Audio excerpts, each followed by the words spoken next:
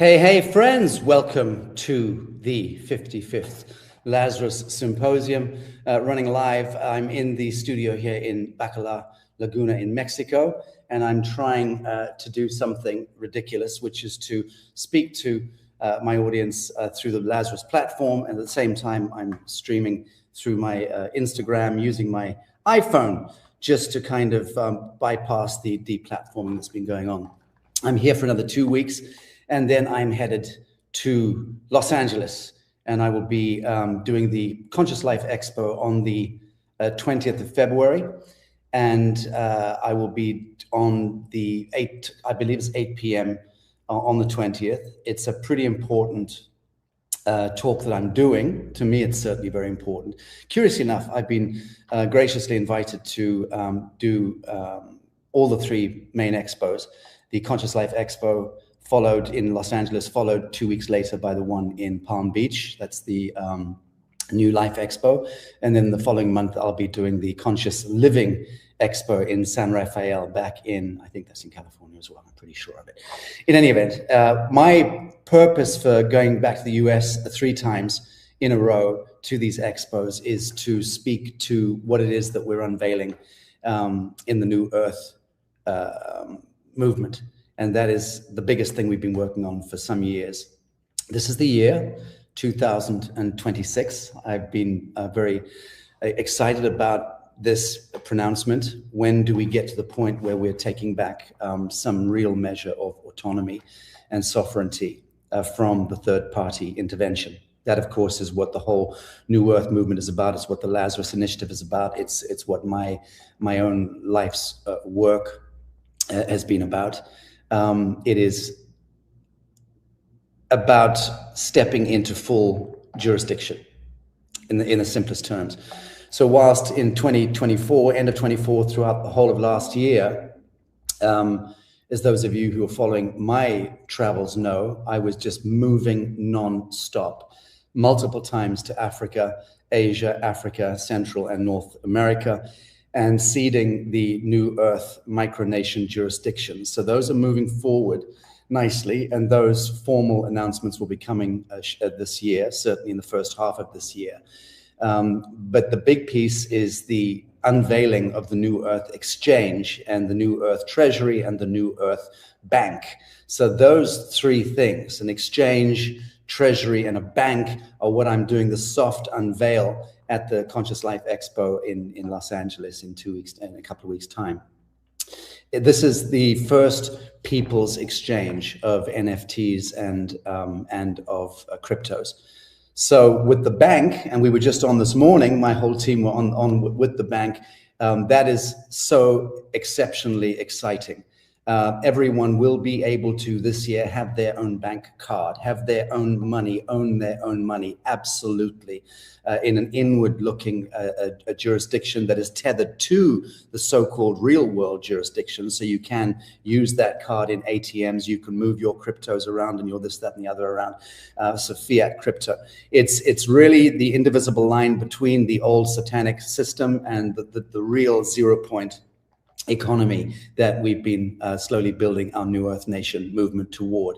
And that all lands and docks this year. It's going to rely on people of the world to either get it or not and participate or not. But I can tell you it is incredibly exciting because we've never been in a position, I say we, humanity has never been in a position where we could truly restore ourselves into our true jurisdiction, because money was always the issue, was it not, friends? And who controls the money and who controls what you can do with it or where you can send it and how you can spend it. So that was always how the Babylonian priesthood and the Khazarian mafia have always orchestrated the world in that way. So the point being here, it's very, very exciting where we're now headed. Very, very exciting. I'm just getting notes from Christy, which worry the hell out of me. So I've had to switch my screen. Christy, if there's a problem, you just come in and talk over me because I'm enlarging my screen here. Once it's enlarged for the Instagram audience, I don't get, are we all good? You hearing me okay? Yeah, you were on your side. So maybe you need to change your phone. I can't really do that because if I do that, we don't, okay, I'll tell you what, let me try that. Thank you. No, you know what? It's okay. People can hold their phone aside for the moment, just for this piece that we're doing. Yep. So jump out of the studio. I'll continue with my little piece. Thank you. All right, so let me just finish up. That's the big piece this year, is the bank, the treasury, and the sovereign exchange. We've got over $5 billion worth of government projects, infrastructure projects that are going to be listed on the NewEarth exchange. This is not just an exchange for you and I, for people who understand sovereignty and understand the crypto world and understand decentralization. What I'm saying to you is we've also got very, very big entities realizing that where we're taking this, they're going to have to transition as well. And what does that mean? It means that people of the world will be able to buy tokens and NFTs and cryptos connected to building of bridges and schools and clinics and product development and anti-gravitational technologies. And all of that can now be listed on our exchange, okay, within a very consolidated ecosystem. So stay tuned for that. We're going to be doing the soft unveil at these expos, and then on the 20th of March, I believe, March, I believe we've chosen that date line, which is the equinox, to do a huge unveil or hard launch on the World Wide Web. So that will be announced from the 20th of February to the 20th of March. There's going to be a big marketing campaign to try and get eyeballs in. And then on the day, on the 20th of March, we're planning to do the big hard launch. So please, everyone, stay tuned to that. We'll make announcements on the Lazarus platform, on all the NewEarth platforms, and on Sacha Stone platform to that end. What better way to introduce Jane Evershed, my beloved matron-in-chief of the pundits that we bring forward through the Lazarus Symposium over the last 5 years. And I do believe Christy is controlling the studio. I'm hands off the console for the first time, which is delightful. But please welcome Jane Evershed, who is, I am told, turning the spotlight on me. Go for it, girl. Yeah, it's wonderful to be here, Sacha, and it is even better to be in the cockpit for once. So I just want to start out by, I've always wanted to tell you this. I wanted to say thank you so much for giving a platform to people like me, Dave Emery, and so many others who academia would put a whip to and send them packing. And I really appreciate that. So I wanted you to know that right away. And then you and I, we've got a kind of a history going back with Tartaria, almost like 6 years or so. And I've noticed, and I'm wondering if you've noticed this too, and how you reconcile it with your current thinking about how the world is going forward now. But we've seen Donald Trump has said he wants the World Expos to come back. And just recently, he said he wanted asylums to return. And then we've got Elon Musk with all his anti-gravity stuff. We're lifting off the ground all over the place in shoes and bikes and mopeds. And it's looking so eerily like the end of Tartaria before. But more than that, Sacha, we've got the underground children coming up from the dumbs. We've got all the rescue of the sex trafficking children. And we've got this huge immigration swells into countries, almost like replacing the existing. And then on top of that, we had the COVID culling of the population. So it's almost an exact replica of the end of Tartaria. So how do you reconcile that with your future of the world? Because it looks pretty eerie to me. Very good. Christy, you might want to just maximize frames when someone's speaking for the purposes. Thank you. So that's a terrific question.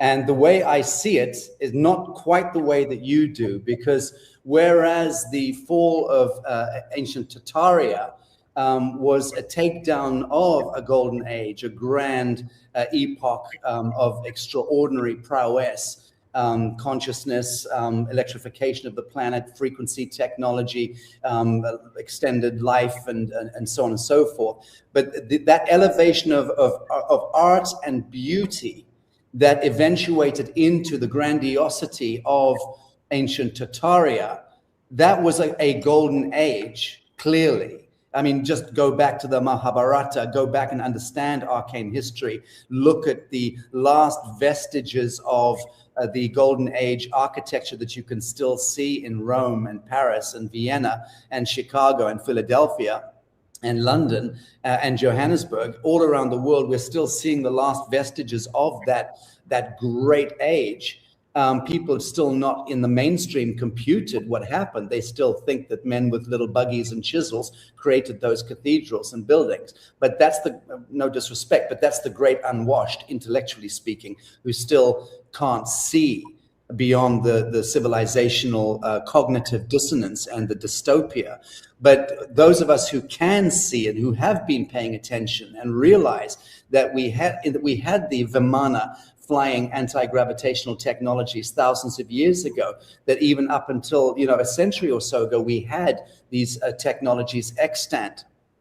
That was a takedown of, so the reset that occurred there with the takedown of ancient Tartaria was a takedown of a golden age. Fast forward to today, which answers your question, and we're seeing a takedown of a Saturnian satanic sleep cycle that has occurred in a compression state since the takedown of Tartaria till today. In point of fact, we're moving into a resurrection of a golden age.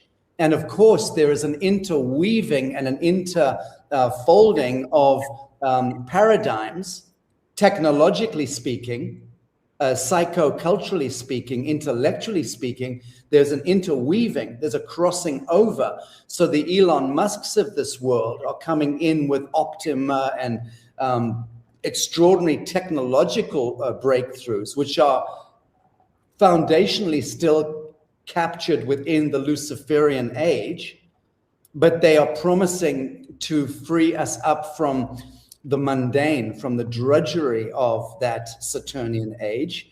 But they're still leading us, in a sense, into I wouldn't say a kill grid, but I would say into a Skynet, a grid that is still going to be containing and monitoring and surveilling everything and calculating everything by AI and trying to contain and continue to harvest humanity through a Luciferic upgrade from a satanic scenario.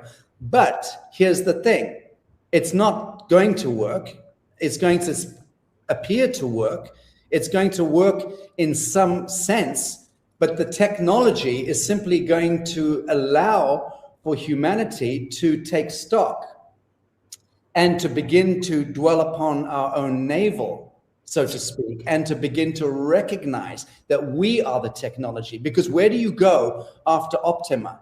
Where do you go after some fucking 4-foot android is trundling around after you, picking up your litter or making your breakfast or giving you a blowjob, as I said to the bankers early on the call today? Who knows where these little servant class androids are taking us? One imagines it's going to lead us straight into appetite. It's going to be that people are going to be having full-fledged relationships with their androids within 3 to 5 years. That is an absolute certainty.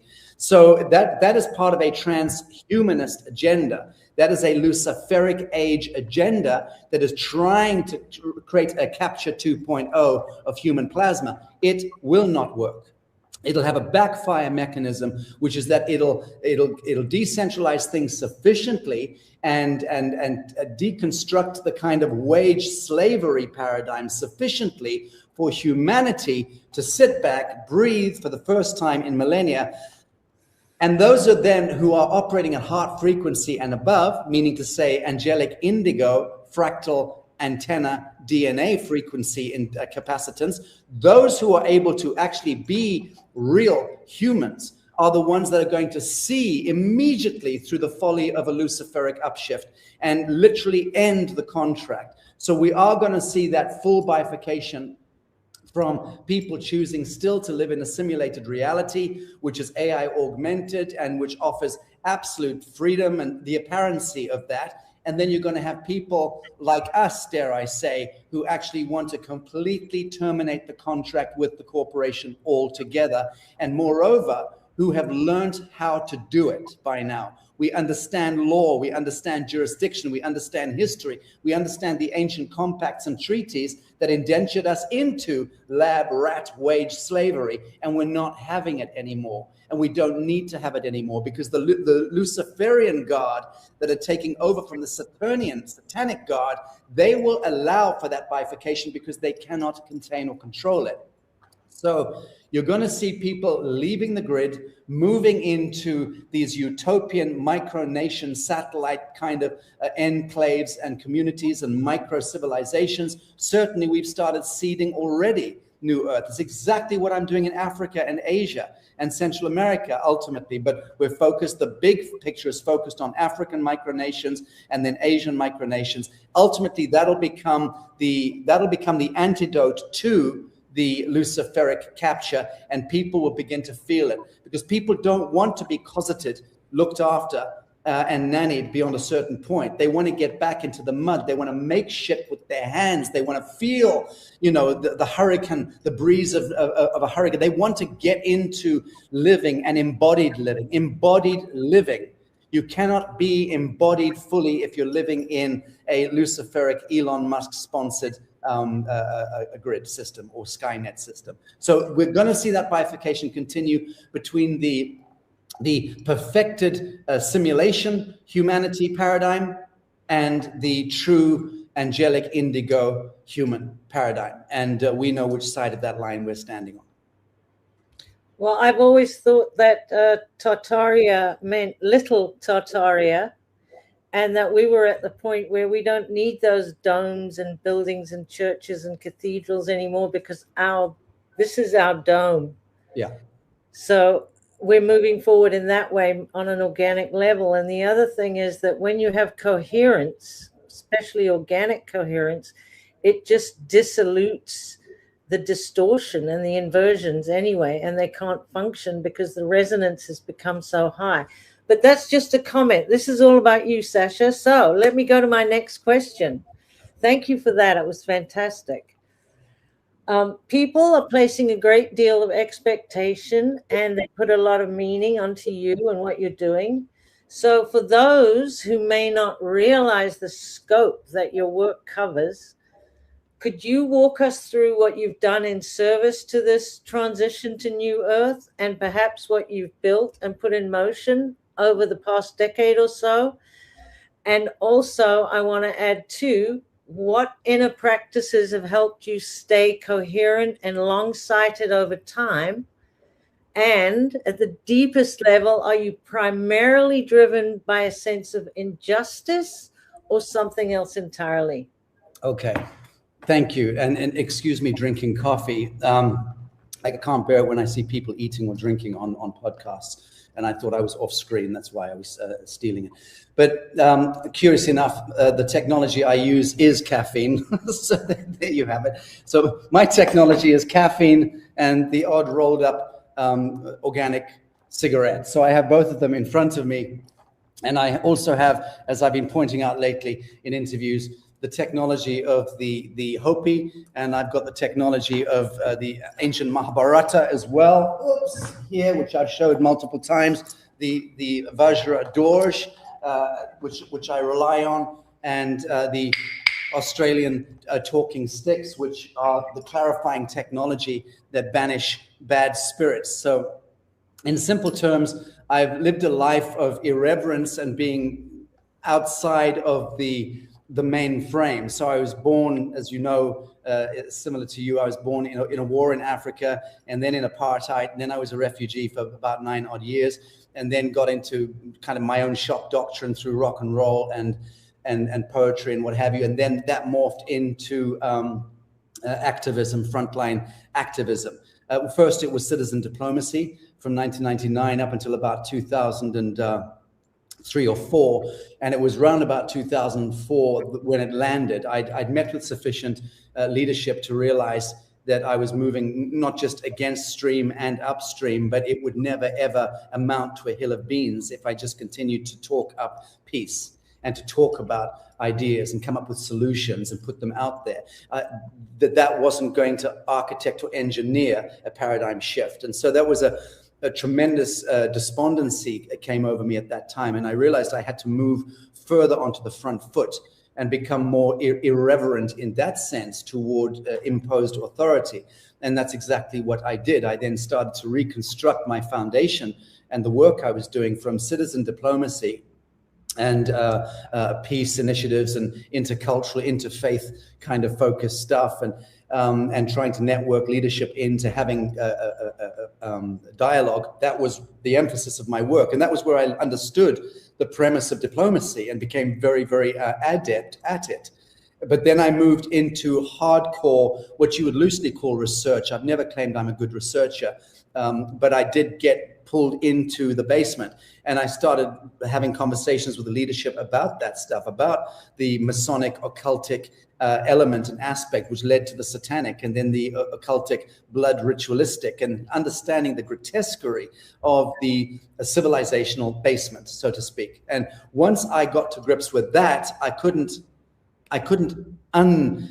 walk away from it, because once you see the truth of something and you understand about the children, you understand about the sacrifice of innocence, you understand about the trafficking, you understand about how the Catholic Church and governments formed to become this enslavement technology that is predicated on ritual sacrifice of innocence, and that is the baseline. So you learn that, and you either join the club and you become, I guess you can live the rest of your life out moderate in some kind of modicum of security in Monte Carlo or, you know, Geneva or whatever, as these priest banker motherfuckers do, because they know what's going on, but they turn a blind eye. They kept their foot in the door. They stay out of it themselves. They don't necessarily get involved, but they become the enablers of the satanic status quo. That then drip feeds down into academia and the entertainment complex and into media, and becomes the technology that captures humanity into the status quo and makes the status quo acceptable and normal.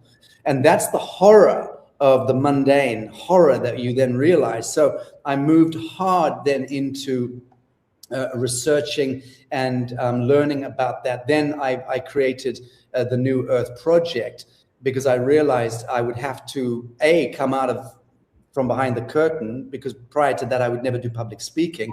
I was too terrified to, and probably didn't believe sufficiently in my own voice anyway. So I used to get very brilliant people, a couple of whom I still work with, Dr. David Martin. You know, I would bring David in to give speeches at the United Nations. I'd get Justice Chris Cleverly. I didn't want to do things like that. I always steered stuff from behind the curtain. And there was a given day when I realized I had to put all my currency on the table, and that was in 2012, 2013. And then I stepped out and started doing public speaking. It was very, very well received, which would shock the hell out of me, because I never thought I had any capacity for it. And then I got to a point where I decided I would never allow myself to be scripted. I would always parachute in. And if I couldn't speak to something on a stage freely, in pure truth, in the living moment, then I shouldn't be speaking. So I started to form this, again, my irreverence started to forge a very unique and integrated approach to activism, to dealing with the shit show of reality, which is to be as bold as a lion and to lean into life every day, and to be fearless and to be timeless as well. So I then put out a short film, which with Belgium television, on Beyond Time, Money and Fear. That became a thing, became a popular meme at the time, and triggered the genesis of the New Earth template. And then I set up the International Tribunal for Natural Justice in 2015. That was 10 years ago. Went through 3 years of getting rocks at the head before we launched our first Judicial Commission of Inquiry in Westminster, London. And that then led to getting some kind of recognition on the world stage, not in the mainstream. They're still castigating and vilifying and trying to demean and diminish me at every opportunity. So the death threats have continued all the way. Last death threat I received was about 20 weeks ago. So, 4 or 5 months ago. So those still go on. I still get letters from powerful military intelligence folks warning me. I have visits saying, settle down, step back. I've had police come to my home and sit down, talk to me. I've had serious players warn me, defense ministers warn me. So I've had all of these warnings and this, that, and the other over the years. And every time I've ignored them. I've said, thank you. Yes, thank you. I understand. But my sense of irreverence is still more alive in my nature, my character, than any reflex into fear or advice from third parties. So that's my technology. My technology is irreverence to any imposed authority and to only follow the inner dictate. That is what I've used. That is who I am. I continue to use that inner dictate. And it is right most of the time. It's always right in the long term. In the near term, it's right and wrong variously, and we have challenges and obstacles. We crash and burn and have to rebuild and reset things up and take things forward. That's just life. And stamina is the other piece, to have, I think, superhuman capacity to take a punch in the face, rock at the back of the head, and to still get up, dust yourself down and go, hashtag fuck you all. I see what I see, what I see. I know what I know, what I know. I'm born to this world for a period of time in this fictional hologram, and my will be done. My will be done. That's how I've taken things forward. And as you know, Jane, and thank you for your kind words at the beginning of this, I've reduced an incredibly complex kind of maelstrom of chaos and of psycho-intellectual fucking weirdness into simple algorithms. That's what I do. So when I talk about elevation of art, beauty, consciousness, 7 years ago, that was what I was talking about, saying that's the piece we need to understand. Elevation of art, beauty, and consciousness becomes an immediate means by which we can begin to transcend the mind fuckery of the status quo, of the endless, relentless propaganda. And that then moved into understanding the trifecta of technology, fellowship, and jurisdiction. And then I've been promoting that in the last few years, which is understand what jurisdiction is, claim jurisdiction, embody it, enact it, and then bring technology in as well. And bring fellowship, which is the most important thing of all, is how do we engender fellowship in this world? So I've been working on those three things. They now lock and load into what is now emerging this year, 2026, which is true cost economics / 0 point social ecology, 0 point social economy, which is the ultimate escape from the matrix in that sense. So that's a distillation of my method, my methodology, and I forgot the last half of your question. Forgive me. Don't worry about it, Sacha. You're already 4 questions ahead with everything that you just said. So you're completely tuned in. The other day, I heard you speaking, and you happened to mention your guardians. And I was like, oh, that's really interesting. I must ask him about that. So do you mind telling us about your guardians? That aren't those little sticks and things, those little things you've got lying around, are they? More than that, surely. No, nothing to do with that. Again, I use sticks and copal like we all do, just to cleanse and purify, you know, a given environment. No, I am the cleansing technology. So I'm sufficiently conscious to know that that I am the technology, that this actualized Kundalini, this being here, the being and the doing are the same thing. My being has become my doing, and my doing has become my being, and that is the cross. That is the cross that we bear in pure truth and in right action. Life fucking hurts. Reality hurts. I don't numb the pain.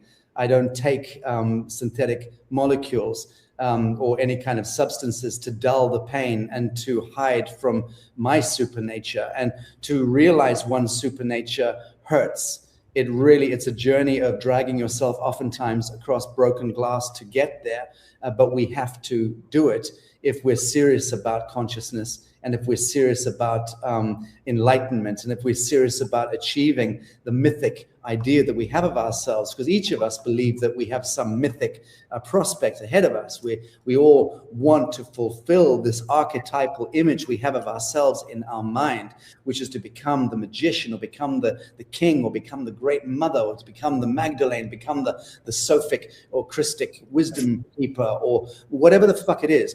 We have a mythic idea of who and what we are, and we're always wanting to merge into that. The problem is we're oftentimes led there down the wrong path, and we use simulation to live out that fantasy of what we are, but we don't actually arrive there to our supernature in an organic, sentient way.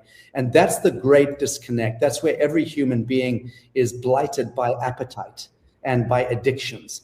And if we can transcend our appetites and our addictions, and frankly, the appetite and addiction is the same thing.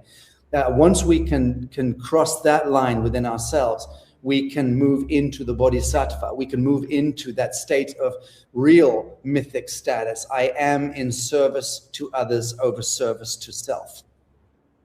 That is just the way it is. So I am prepared to bleed. I'm prepared to hurt. I'm prepared to take the systemic abuse and to not be rewarded in the manifest or material sense, because what I'm doing is the gold. What I am being and doing and represent, the living principle that I stand for, is the gold, is the philosopher's stone, is the ormus.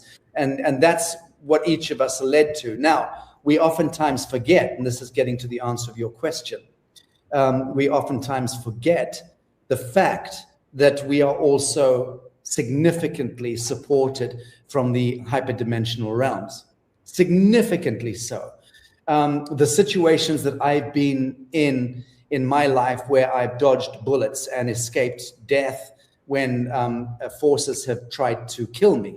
And there are a handful of scenarios there, which you're probably aware of, and those who know my work will be aware of some of those stories. But what I noticed in just the top of my mind, three instances that come to mind: the eve of me bonding the International Tribunal with my thumb, with my fingerprint in 2015, and balaclavaed goons were sent ostensibly to kill me the night before, just after I'd dropped the Bishop of Jerusalem off at his accommodations in London, because he'd flown in to help consecrate the tribunal.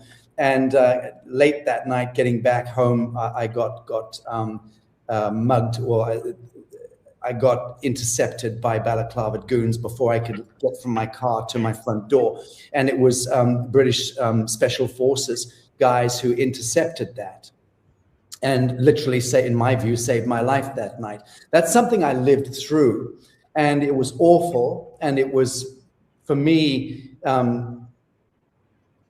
there's so much that happened in that moment because things slowed down, and I will at some point write about it. But I saw a protection cloak arrive around me personally.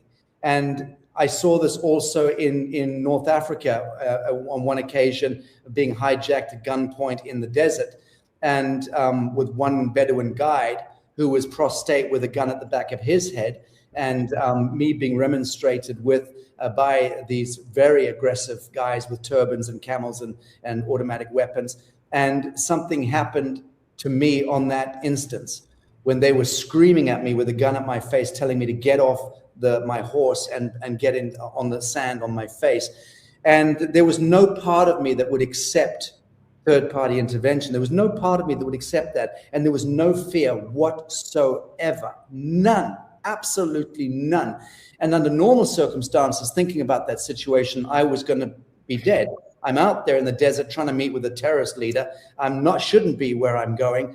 That was some of the dangerous shit that I was doing back in the day. So that I remember, again, time dilated in that instance, and I saw my own protection emerge.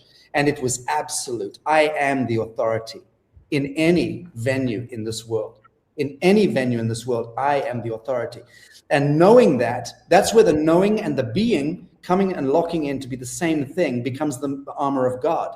That's what I'm trying to get across here. So, and then of course, when I was poisoned, and many people know that story, and you know, that was 9 years ago. Those three instances are three particular instances. They're not the only ones. There are a few others, but those three were ones where time dilates and you really begin to understand that there is a hyperdimensional physics at work. So now the other night, I'm going into my room and having a really very, very, not a hard time at the moment. There's just so much on. And, you know, we're all variously dealing with our different inescape in our life and having to, you know, weigh and measure and balance our emotional body, our psychological body, our biochemistry, and all the things that are going on. And I was exhausted, and I went to my bedroom, and I went in the dark to my bed, and I was finding my way through the dark. It's a huge room to get there. So if I turn the light off at the wall, I have to somehow navigate a whole bunch of different objects and not bang myself. So I've got quite good at it. But this particular instance, I remember navigating myself in pitch black, getting to bed and thinking, isn't it incredible? As a child, I was so filled with fear of the dark. And yet now in my ripe age, there's zero fear. And I just thought, oh my God, of course. And I sat on my bed in the dark and I just remembered my guides. And I honored them, and I did a little ceremony on my bed in the pitch black, and I invoked my guides, and they appeared, and there they were. And it was just thank you. How easily we forget that we are carried in this world by invisible forces. And in some cases, it's the spirit of your departed grandmother or your departed beloved or whatever. In my case, it's not. These are totems, animal totems, and extra dimensional figures, and strange kind of goblin-y also netherworld entities that kind of tokolosh, like, you remember the tokoloshes in Africa. Yep. So I just allowed this beautiful little family around me, and I said, I just want to thank you. I go through years on end without ever thanking you for being the guides, and you are the guides, and you are the ones who come and wrap around me in those life and death situations in life. So, it occurred to me how desperately important it is that each of us begin to actually acknowledge the fact that we are carried and supported by our guides. And when you can befriend them and begin to see them in this realm, it's an immensely powerful thing. I would absolutely agree. And I would also love to say that I'm happy that you survived all those things to tell your stories too. So my next question is, I was recently listening to you, and you were saying that the first part of 2026, that the world is not going to be the same again. And you also mentioned that you hosted, I might be stepping on toes here, Sacha, forgive me if I am, but with white hats from Asia, North America, and elsewhere. And I'd love to know if you can give us any highlights that came out of that meeting and what changes you know about from insiders that you talked to. I would need to really sit. I was watching Elon Musk yesterday on something that came up in my feed. And I thought, I really like the way that he can be asked a question, a pointed question, and he doesn't jump to an answer, even though there's incredibly quick mind, and he could easily formulate an answer. I love the way that he just sat for a long time. It was like 47 seconds of agonizing silence with the camera zooming in slowly, and he was just going further inward and thinking and really reflecting before he answered the question. So that's one of those questions that I would need to reflect on. But all I can say is that because there are so many permutations to it, and I've got a quick fix answer to it, and I've got a really abstract answer to it, but I can tell you that I'm at a point where I have met so many people in the military intelligence complex around the world. And I'm talking Russia, I'm talking Asia, I'm talking North America, I'm talking Europe, principally, and Australasia, actually. I have met with so many whistleblowers. I have met with so many sensitives, remote viewers, mystics, oracles, viziers. I've met with so many kings and queens and hereditary leaders and very powerful shamanic indigenous leaders. I've met with so many political leaders and office holders. I've met with so many pundits and experts in academia in all of these different spheres. And coming to the question, why last week I convened a meeting of powerful people involved, you could loosely call them white hats, involved in the emancipation of humanity through the financial reset, basically. People holding trillions of dollars worth of federal safekeeping receipts and collaterals, bonds, Genesis treaties, historical notes that underpin the calamity of the existing global financial system. And I also know people who are sitting behind the screens, pushing the buttons, coordinating the clearances of those funds that are moving around the world, variously from screen to screen, but not quite popping into the mainframe yet. And so I've been involved since 2005 when I was one of the, I wasn't a placeholder, but I was a trusted agent in carrying essentially trillions of dollars worth of federal safekeeping receipts in a suitcase. My foundation was instrumentally involved in trying to get the Federal Reserve at that time to free up and return some of the monies owed to these federal safekeeping receipt bonds over many, many years to countries in Asia. And I worked, I've got to be very careful what I say here, so I'm going to just stop the conversation there before it gets political. But I've been involved at that level in this movement toward the Great Reset. Last week, I thought, oh, fuck this. I've just got to ask people from 3 continents, can you come together and have a conversation and see if we can unlock some of this stuff by flashing our kimonos all at the same time. And they were all equal to it. It was a great meeting. And it began a number of conversations. So I made introductions between those 3 continents to some of these hats, and now they're involved in different conversations and threads connected to the gray screens, the off-ledger funds, and so on and so forth. And we'll see what we see emerge. But it's just one way of me wanting to move through the endless obfuscation of this reset, because the fact of the matter is that Donald J. Trump does not know when that reset is going to happen.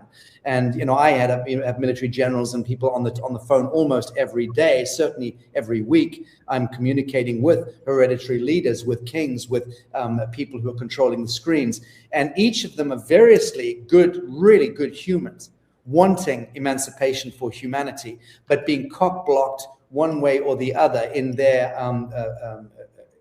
in the way that they're advancing their instruments or their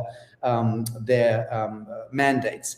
So the question then becomes, who or what is maintaining this endless blockage? And why does the Iraqi dinar never quite happen? Why does the Zim note never reach value? Why does the quantum financial system never quite land? Why do we not have all the radios and television sets on the planet instantly going into a planet-wide broadcast to tell about the Clintons and the Obamas and all that? Why do we never seem to meet that event horizon where the real shift point becomes palpable and known to everyone all at the same time? Well, the fact of the matter is it may well be that that never actually happens, that we never end up having that shift point. It might just be that it's a kind of slow dissolution process of the satanic status quo as people become individually emancipated and then realize, I get it, and then move out of the checkerboard of the kingdom of the devil and start to actually manifest and embody their own will in this world. I think it's something like that that is about to take place. I don't know that there's going to be a singularity event horizon that's going to occur. I know some people are yielding. Some of these off-ledger funds are now moving into utility. It's a fascinating, incredibly ambiguous and esoteric story. I know that we, NewEarth, with our exchange our bank and what we're building forward and what we've been engineering now for a long time, I know that we are able to rely to a great extent on some of those collaterals in where we're taking our own inward-looking economy. But that white hat meeting was me trying to also get the answer to the question that you just asked me. And I don't have a finite answer. Doesn't matter how many conversations I have. There is no, and I'm speaking to people also directly connected into the Trump circle. I'm also instrumentally involved in getting people to go and petition and get the meetings with Trump. So who fucking knows is the answer, Jane. I have a feeling it's connected to morphogenetic upshift, and I think that that is a numbers game. I think that that's an equation that we're about to hit.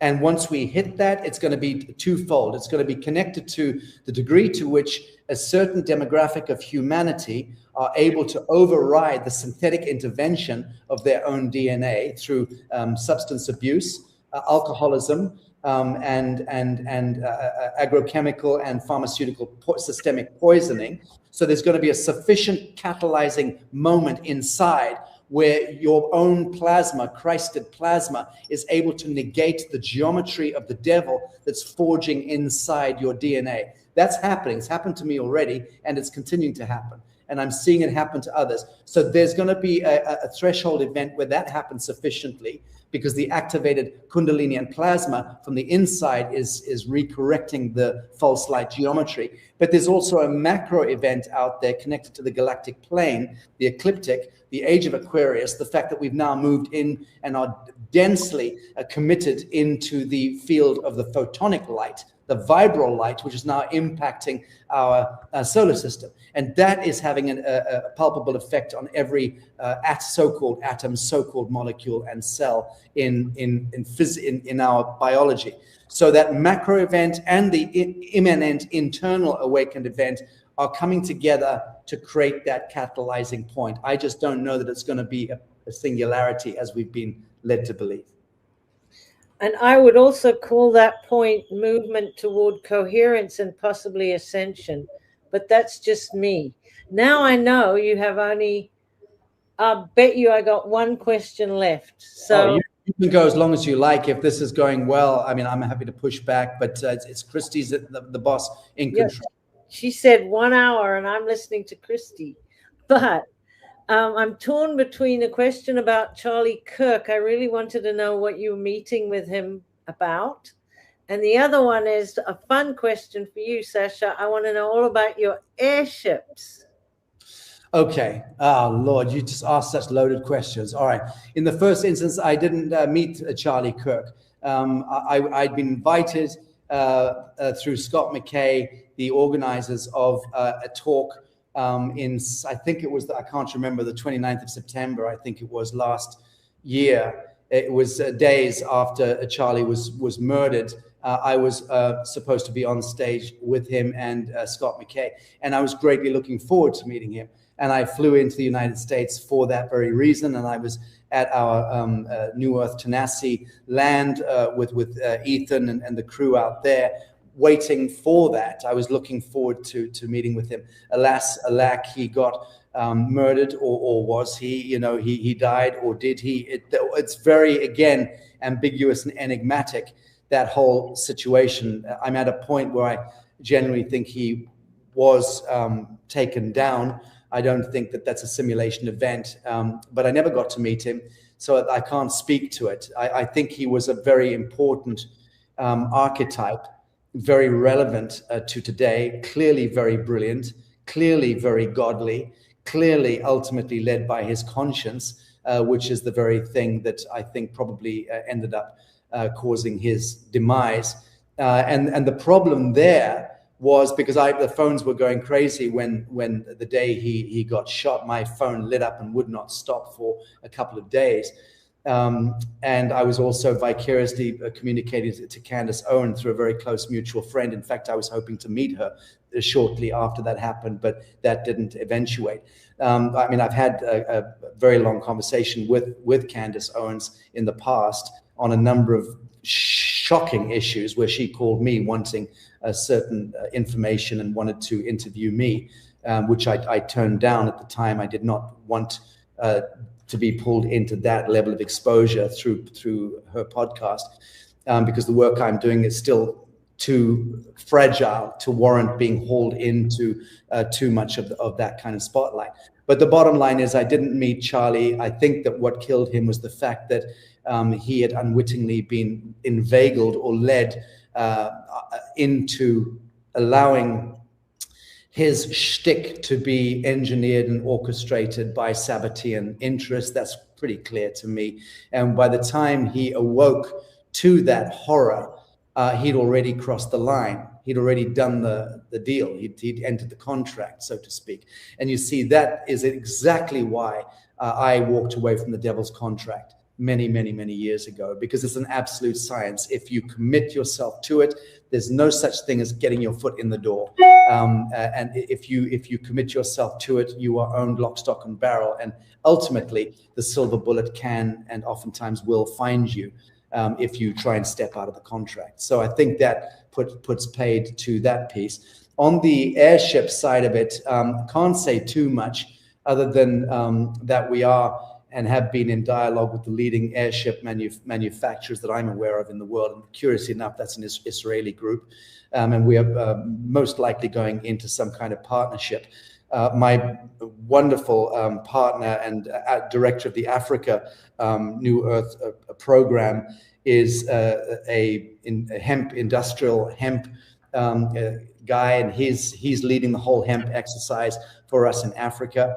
That's a huge prospect. Again, that'll be listed on the NewEarth exchange when it goes live, but that is industrial hemp across the whole of Africa. We've petitioned parliaments and kings and ministers, and we've gone to these various meetings, and the laws are changing now in Africa, partly, I guess, because of the lobbying that me and my circle have been doing in this area. We've been explaining, and I'm getting to the airships, we've been explaining to government and to leadership in Africa that the 1937 Marijuana Tax Act was the death knell to the hemp industry back in 1937, when Congress was bought by the petrodollar hegemonialists, the oil and gas barons, because they wanted to destroy hemp. So they outlawed marijuana by demonizing that and turning that into a political hot potato at the time, used that as a step toward outlawing the derivative of the marijuana, which is the hemp industry. Prior to that, as many people know, every farmer in the United States by law had to farm a minimum of 200 acres of hemp. Now, had that maintained or sustained since 1937, had every farmer been farming 200 acres of hemp since 1937, there would be zero debt in the United States today. Forget about 20 or 30 trillion, whatever the fuck it is they owe. There would be zero debt had hemp continued, and had the oil and gas lobby not managed to buy Congress on that day and outlawed marijuana with the Marijuana Tax Act of 1937. So that's a monumental historical calamity, which I worked out in my brain in the last couple of years. I thought, what? That's what it all goes back to. And then we looked at it and went, hang about, 1937, what else happened in that year? Well, the Hindenburg came down. The great Zeppelin, Hindenburg. That was the big 9/11 of the day. That was a psyop. Prior to that, airships were everywhere. Those ancient Tatarian buildings were built as tethering stations. The Chrysler building, many of the buildings in New York today were built, that are still up, were built with tethering stations to these docking onto airships. All around the world, when you start to research and see what was going on hundreds of years ago, airships were everywhere. And that was humanity being able to move seamlessly across imposed political borders. And we need to resurrect airships and hemp, because those are the two things. One represents the elevation of humanity off the horizontal plane into the vertical, and the hemp is an industry base that can be grown anywhere in the world and can manufacture 62,000 products off one plant. One single plant that was gifted to us by extraterrestrials millennia ago. There's an incredible story to the genesis of marijuana on this planet and who brought it in, when, and why. But it was literally a gift to humanity to emancipate us. So we can extract graphene, ceramics, oil, fibers. We can make literally every single thing in my studio here. I'm not sure about the mirror, but pretty much everything. We can make telephones out of hemp. We could, using hemp graphene. We can make silicon chips. We can make all the furniture, all the cement, all the asphalt on roads. Every single thing can be replaced by hemp. And that's just the fact of the matter. And it's something which, could, if it was locally grown and then locally processed, and now we've got these automated hemp trains, that's what they're called, where you put the hemp in one end and it does the separation of the bast fibers and the microfibers and the oils, and it makes all those separations. Then you go straight into 3D printing, cast and mold and extrusion technologies, and all of a sudden you've got your bicycle, your toothbrush, your wheelbarrow, your ladder, every goddamn thing you need. You can literally design and make at home wherever you are in the middle of Mozambique, which, curiously enough, is why we're in Africa setting this into motion. So that means the end of all exports, literally all. You might need to bring in copper wire or cobalt or a few rare earth things, but in the main, you've certainly wiped out 95 to 97% of all imports, cheap hawk shit from China or whatever. It's no longer a thing. So the World Trade Organization, which was always a calamity, is out. Everyone gets back into autonomy, sovereign jurisdiction, and we can share technology, and knowledge transfer should then be shared so that everyone is sharing the engineering, the designs, the technology, the geometry, the mathematics, the physics, and we can all then move into a monumental upshift of humanity back to a true golden age, but one that is predicated on the organic and the sentient. So watch this space. Later this year, we've already got an order for 2 New Earth airships from one of the governments that we're dealing with in Southern Africa. We'll see how that goes this year. That's something which later this year we look to launch the aerospace piece. I don't want to speak ahead of myself. We are, just what's that ghastly expression? Balls to the wall right now.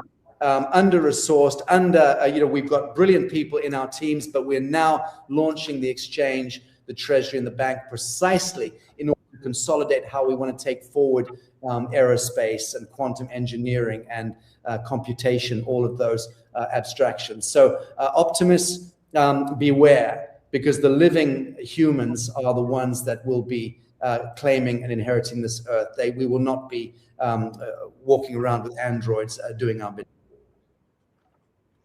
Well, that brings us to the end of the hour, Sacha. So your timing is perfect. I was going to ask you about sound kind of versus water, because you were saying earlier that sound is it. That's it. Going forward, it's all about sound. I'm saying, no, it's about sound and water. But I feel like the water carries the memory and the resonance. But that's too long for now. And I want to thank you so much again for having me and trusting me enough to ask you these questions. And it's been wonderful being here today. Thank you, my darling. Love you so much and look forward to embracing you. And I'm just going to bid farewell to the Instagram crowd looking in. I'm going to have to go off here because I need to focus with Marcia and Willardson and Ethan Lucas coming into the next bonus segment. But I'm not going to be able to use my phone to do Instagram for that. I've got to be checking my production notes. So I'm going to bid you adieu on Instagram. Thank you. Done. All righty. Very good. Okay, Christy, I'm all yours. Very good. Thank you. Okay, friends, let me just pull up my... do me a favor, let me put on my heating because I've got these studio lights on and it is really getting to me now. So what I'm going to do is pull up my production notes. Give me a second. Okay. Beautiful. There they are. Christy, kindly put up the slide of the next segment. Thank you very much indeed. Okie dokie. You can bring me back now. Very good. Excuse the noise out here, friends. Outside my studio, we've got builders, trucks dumping lots of white rocks here because we're doing some building work. So please excuse those noises. Would you mind loading up the shotgun and just aiming out the window there? Thanks very much. Okay, very good. Friends, next segment here. What we're opening here is not a philosophical discussion. It is very important you understand that piece from the get-go. It is a foundational conversation for the New Earth movement itself. And I'm not just talking about the New Earth movement that I am engendering with my colleagues. I'm talking about the New Earth movement as it relates to you, wherever you are in the world. Good humans tuning in to the Lazarus Initiative are here for a good reason. You are asking questions, and you're asking the right questions. But New Earth is not an idea. It's not a protest, and it's not a belief system.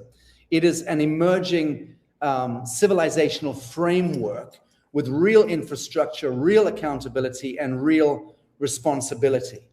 And as many of you know, New Earth is entering a concrete phase of manifestation as we see the geopolitical and socioeconomic landscape self-mutilating and falling into a dystopian wreckage. And no one has the answers as to where it will land. What are we going to find at the end of the tunnel? That's the delight of real calamity, that we are the ones who need to determine that outcome. But many of you know that New Earth is now entering a concrete phase, and I'm talking now about our movement that is connected to my next guests who are coming on. The rollout of a New Earth exchange, a New Earth treasury, private sovereign banking framework designed to operate lawfully, coherently, and outside the extractive control models. But none of that works. None of it will hold without clarity around law, jurisdiction, sovereignty, and participation. And the participation bit is the fellowship bit.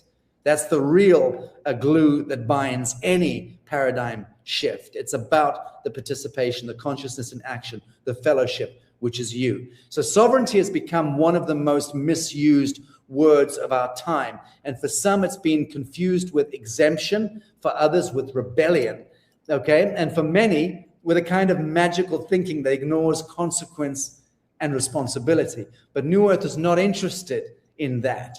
So historically, sovereignty was never about escaping law. It was about standing in correct relationship to law. So it was about understanding where authority actually comes from, why legitimacy matters more than power, and why freedom without responsibility collapses into chaos. So we're living through the consequences in that sense of a long drift away from first principles, where representation quietly became rule, where participation became compliance, and where value became extraction. And so the New Earth response is not opposition, it is re-architecture. Very important to understand that piece. And the first, this conversation that I'm about to have is introducing two pillars of that architecture. So the first is blessings of liberty, which is a sovereignty framework focused on embodiment, not theory, not rhetoric, but how sovereignty is lived in daily conduct, in interaction with institutions, and in right relationship with land and authority. And the second is the New Earth Metric, a necessary evolution in how value and participation are understood. Because if we're building an exchange, a treasury, sovereign banking frameworks, land jurisdictions, and so on with our micronations, like the one in Tennessee, we must be precise about what we measure, what we recognize as alignment, and what we refuse to reward. So these are not abstract ideas. They are operating principles beneath the New Earth financial, legal, and civic architecture that's now coming online in 2026. And this is why this conversation matters now. So joining me, my two beloved colleagues who are not theorizing from the sidelines, but are helping architect this foundation. To those of you who know anything about me, you will know Marcia Willardson is a sovereignty educator and steward of the Blessings of Liberty course within the New Earth Sovereignty Academy, and her work grounds sovereignty and responsibility, neutrality, and lawful daily engagement. Marcia, lovely to see you. Good to see you, Sacha. Thank you so much for that introduction. Yes, there are very things that I want to emphasize in what you've just said, that when we're talking about sovereignty, and we're talking about rights, our sovereign rights, we are living into a whole way that we've been designed to think. And so when we're talking about rights, many times we say rights and we're living in the distinction, we're really thinking entitlements, and we're talking about our sovereign rights. Well, what is a sovereign right? We look at a sovereign right. It's that right that by the virtue of that spark that happened when the sperm and the cell and the egg came together, and there was that spark of light. That really is the spark that we're reigniting in our own thinking and looking through the blessings of liberty at what is the real field that we've been living in all our life. How have we been designed within that field in what I call a collapse of distinctions? A right is not an entitlement. It is a responsibility. When we understand who we are as sovereigns, that the sovereign is that divine creature that came in with that spark and has 100% full responsibility for our experience here in this domain, in this 3D experience. Beautiful stuff. Thank you, Marcia. My other colleague coming in, Ethan Lucas, a sovereignty researcher, a health practitioner, and co-architect of the NewEarth Metric, bridging lawful structure with biological, energetic, and systems level coherence, and exploring how truth and jurisdiction operate across governance, health, and value systems. Ethan, very happy to see you, brother. Good. Thanks for having me. Yeah, obviously I concur with Marcia as usual. And I concur with your earlier statement, Sacha, that the word sovereignty has been intentionally confused. And I think the biggest problem we've run up against and why it's gotten so much lashback from the courts and the media and the bureaucracy, because people have, and it may have been an intentional intelligence operation to do this, but they have taken the word sovereignty and they've blurred the lines with immunity, authority, jurisdiction. And today's goal, at least for me, and I think for Marcia as well, and probably for you, is to strip that confusion, to return to the first principles. And the key thesis for myself and for Marcia, especially here in Tennessee, is that America was not built with rulers. That is not a theory. That's not an opinion. That's an absolute historical and legal fact. It was built with representatives, trustees, and agents. And if the people aren't sovereign, then the Constitution of the United States of America is actually meaningless ink on paper. And again, these aren't opinions, these are absolute facts. And so we have to get people back to that point where they understand that, they comprehend that, and they're willing to exercise and put their foot down, exercise their rights, and stand their ground where they can rightly do so. Very good, very good. Okay, let's dive straight into it. I've prepared 6 primary questions here that I think are going to more or less cover the gamut of what it is that we need to deliver as a payload in this segment. The first one, obvious one, what sovereignty actually is and why it has been so widely misunderstood. So the word sovereignty has been overloaded with confusion and fantasy and reaction, often equated with exemption and rebellion or opting out of law altogether. Which, of course, nothing could be further from the truth. But can you both clarify in your way what sovereignty means in its original lawful sense and why law remains essential and how responsibility, not entitlement, is the true foundation of freedom? Marcia.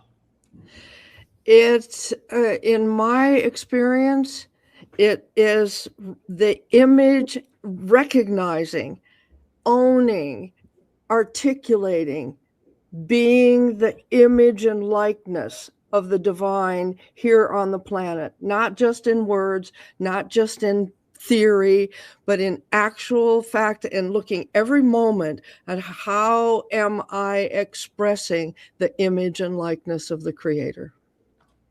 Beautiful. Okay, Ethan, jump in on that. Yeah, and I would say from an American perspective, because that's really, I think, is the right perspective, even globally. And when people realize if we can get back to what our founders originally started, what they created, it was really almost an anarcho-capitalist republic, because the sovereignty was recognized as the ultimate source of authority, and it was not placed in kings, it was not placed in states. We didn't get rid of one king and create 50 more. The sovereignty is not in the courts. It's not in corporations. Sovereignty has always resided in living people, collectively and individually. The Supreme Court of the United States has upheld this for a long time. It's just been swept under the rug through administrative ideologies and just through cultural degradation and devolution.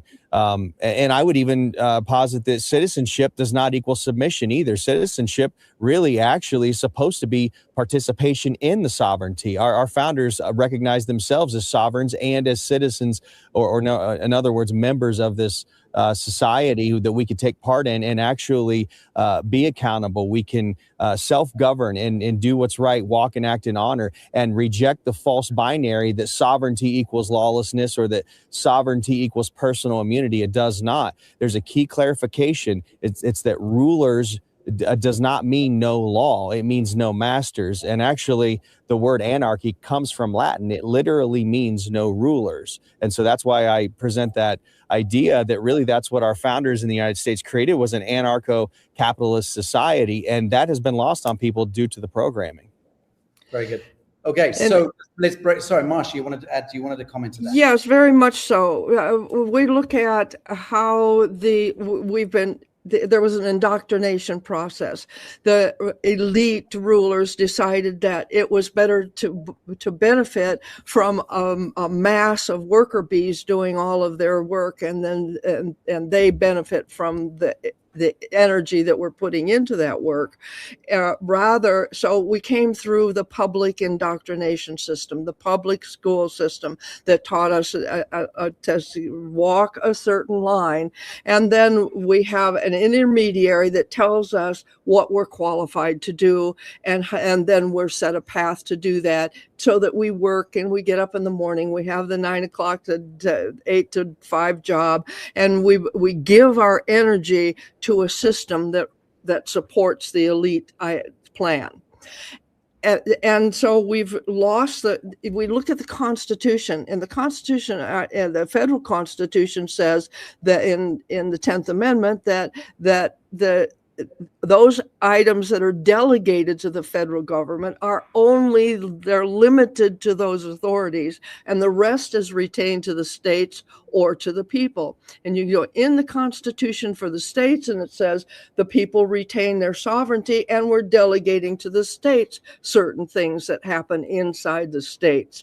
And you realize that state, the first meaning is state of mind. So that public indoctrination is to keep us on that treadmill, into that flow of that state of mind, so that we're keeping that mechanism of the elite. And when we see in the state constitutions that sovereignty is retained in the people, but we're not taught what that sovereignty really means, that the living people are the authority that delegates anything to the state of mind of a collective state, and the states themselves give authority for the mutual protection that's provided by the federal. Very good. So let's break this down, where authority actually comes from, and how that relationship was quietly inverted. The founding premise was that the people create government, not the other way around, right? We agree to that. Yet today, many experience institutions as rulers rather than representatives. And so what is it that historically shifted in the flow of authority, particularly in the late 19th century? And how does that inversion explain the jurisdictional confusion, overreach, and the dependency that we see now? Can either of you answer to that? Do you want to go ahead, Marcia, first? You look like you're getting ready to Well, talk. it happened way before the 19th century. It is the thought form that we need an intermediary between us and our true relationship with that image and likeness, with the divine, with that divine spark that we carry. Okay. Yeah, I agree with that. Let me say, and actually, I'm getting ready to do a show series on this myself, talking about the 11th Amendment to the Constitution. That was the first amendment they made after the Bill of Rights, and this is very important to talk about. And this happened in response to what you're talking about, which is that sovereignty stack, which is important to recognize. The Declaration of Independence basically said government is instituted by people, living men and women. Powers are derived from the living men and women who are the sovereigns, and authority is absolutely conditional. Then the Constitution came, and it was written as a delegation of authority, just like Marcia just said, and it gave specific enumerated powers only. And nowhere in there does it say comply or die. It blows my mind to see so many conservatives, especially in the U.S. now, just chanting that comply or die, especially with all of the, crazy police tactics on the streets right now. It's wild to me. The Constitution was written as a restraint for the government. It was not written as a restraint on the people. And the Federalist logic that was actually created, when it was created, if it's understood properly, it was brilliant. It's that governments are the agents and the trustees, and the people are actually the principals and the beneficiaries, which is a fiduciary system. It's not a hierarchy. And so the government does not own the country. It actually manages, delegates functions for the owners. That's really its only purpose. Anything outside of that is it's treason, really, against the people. And you're looking at that sovereignty stack that Marcia was talking about, and how it works is the people are the high man on the totem pole.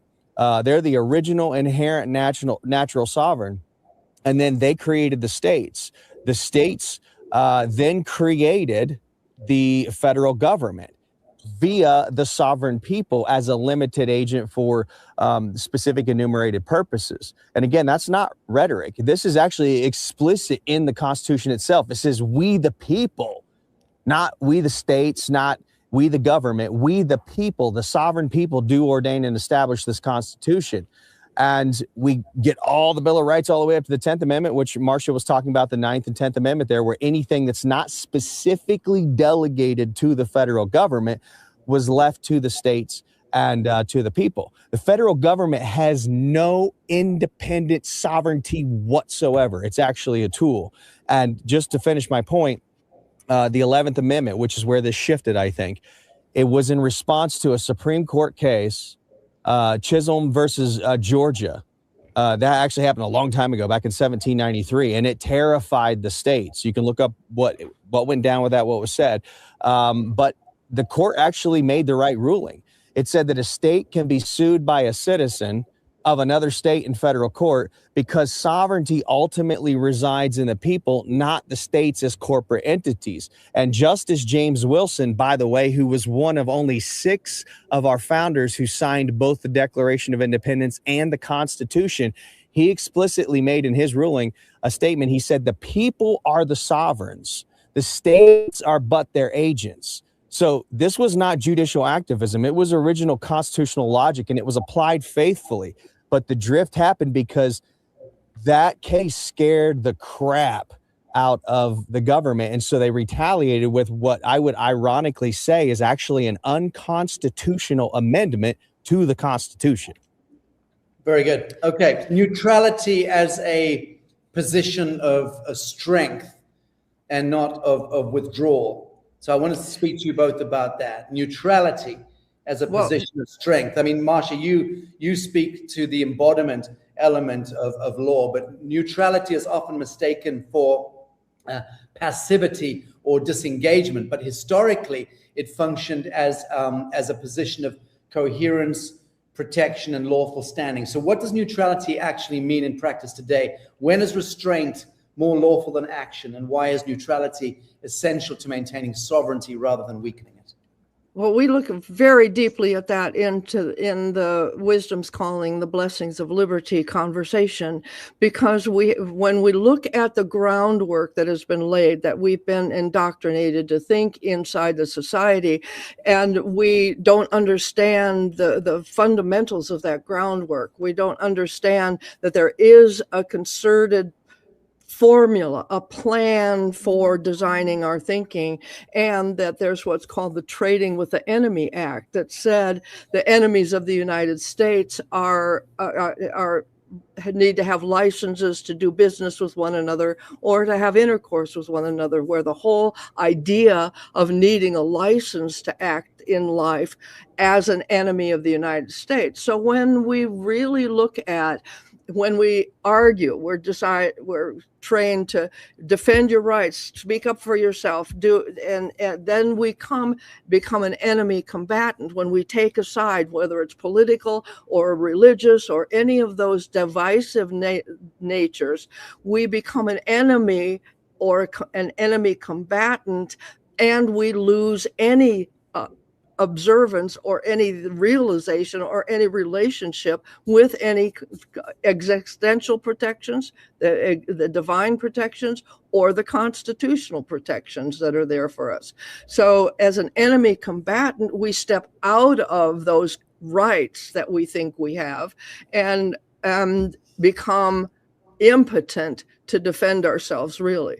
So that neutrality, when we come with a neutral posture, we retain our sovereignty, we retain our existence, and we have in the law of nations, which we rise to in the conversation with the blessings of liberty, that warring occupied territory that we're in, whether it's occupied territory of the mind or actual occupied territory, where we've been indoctrinated with government. Govern means control, ment means mind. So we bring mind control, and the difference is self-governance, that divine authority where we come in a neutral standing and we relate powerfully inside of the occupied territory, where we're protected not only by the warring powers, but by the divine intervention. Right. And, thank you for that. And, it's such a curious conversation. Here we are, designing, engineering the neutrality, the blueprint of neutrality as a premise for unifying a fellowship of souls in, for instance, NewEarth Tenassi, which is our big project in the US, the micronations that we are taking forward in Africa this year, establishing, number one, a jurisdiction, and doing that coherently, and then bringing into that a fellowship, and then hoping that fellowship self-organizes into coherence, because you've created a blank canvas that is as pure form and true form as we can make it. And yet we still have problem. I mean, even internally, Marcia and I are on the phone every second day. We have a very big and nebulous ecosystem around the world. We've got teams in all continents. We're dealing in the breakthrough energy and engineering and technology area. We're dealing in breakthrough vanguard economics and crypto and NFT arena. We're dealing in hereditary redemption law and helping to bring about remedy at the macro level in the works we're doing with the International Tribunal and the World Hereditary Council, which are within our New Earth Nation coalition. We're dealing with industrial hemp and airships and these amazing projects, breakthrough projects, which are also having to find their feet on a planetary statutory landscape which doesn't understand or accept these ideas, which are old ideas that we're bringing back. We are cleansing soil and creating micronation states where we can bring in golden passports, golden visas, sovereign banking, all the rest of it. So we're dealing in all of these different areas in real time, all the time. And we have our General Assembly meeting once a week, and our core program directors from around the world all come in, or the ones that are not in Asia, because it's 3 or 4 in the morning at that time. But the point I'm trying to make is this, and this is just full disclosure.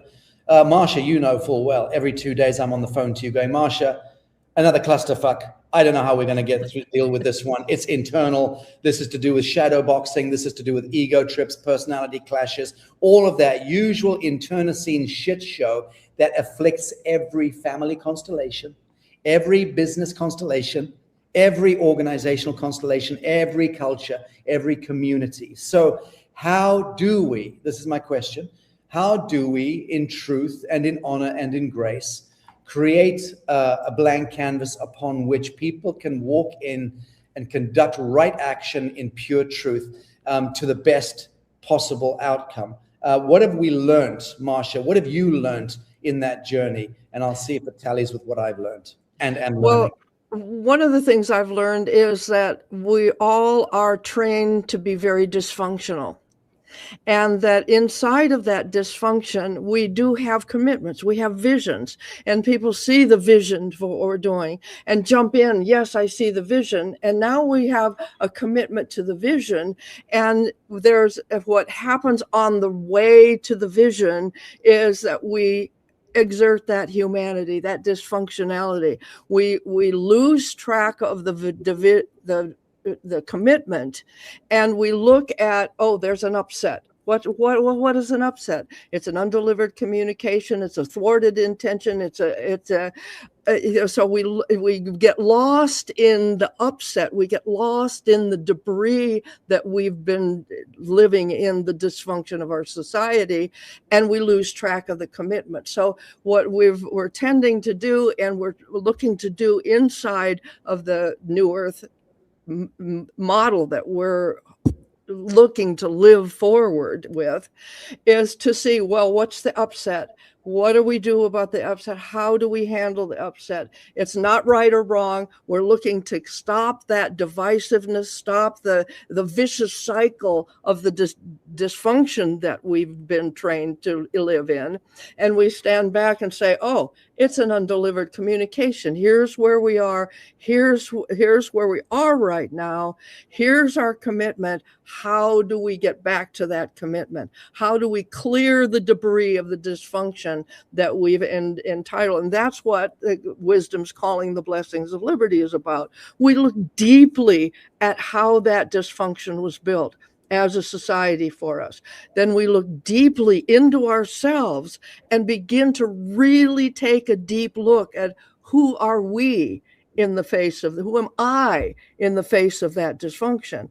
Am I the dysfunction? Do I want to perpetuate the dysfunction? Or do I really want to bring that sovereignty, that neutrality, that love of the commitment that we are to the new earth? Yeah. Ethan, path of least resistance to the highest outcome in engineering and architecting the premise of a utopian micronation or a fellowship of souls in a given location. What have you learned? Are you learning? Well, I would say, obviously you have to have unity or nothing works. Everything is just in constant chaos. But sovereignty is still king. We have to preserve that at all costs.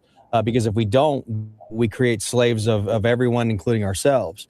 So we have this issue, like you said, of having unity among sovereigns. And I think the answer is that it has to be covenantal, which is why I love that we're making this an ecclesiastical establishment, because it's neutral. We're talking about neutrality.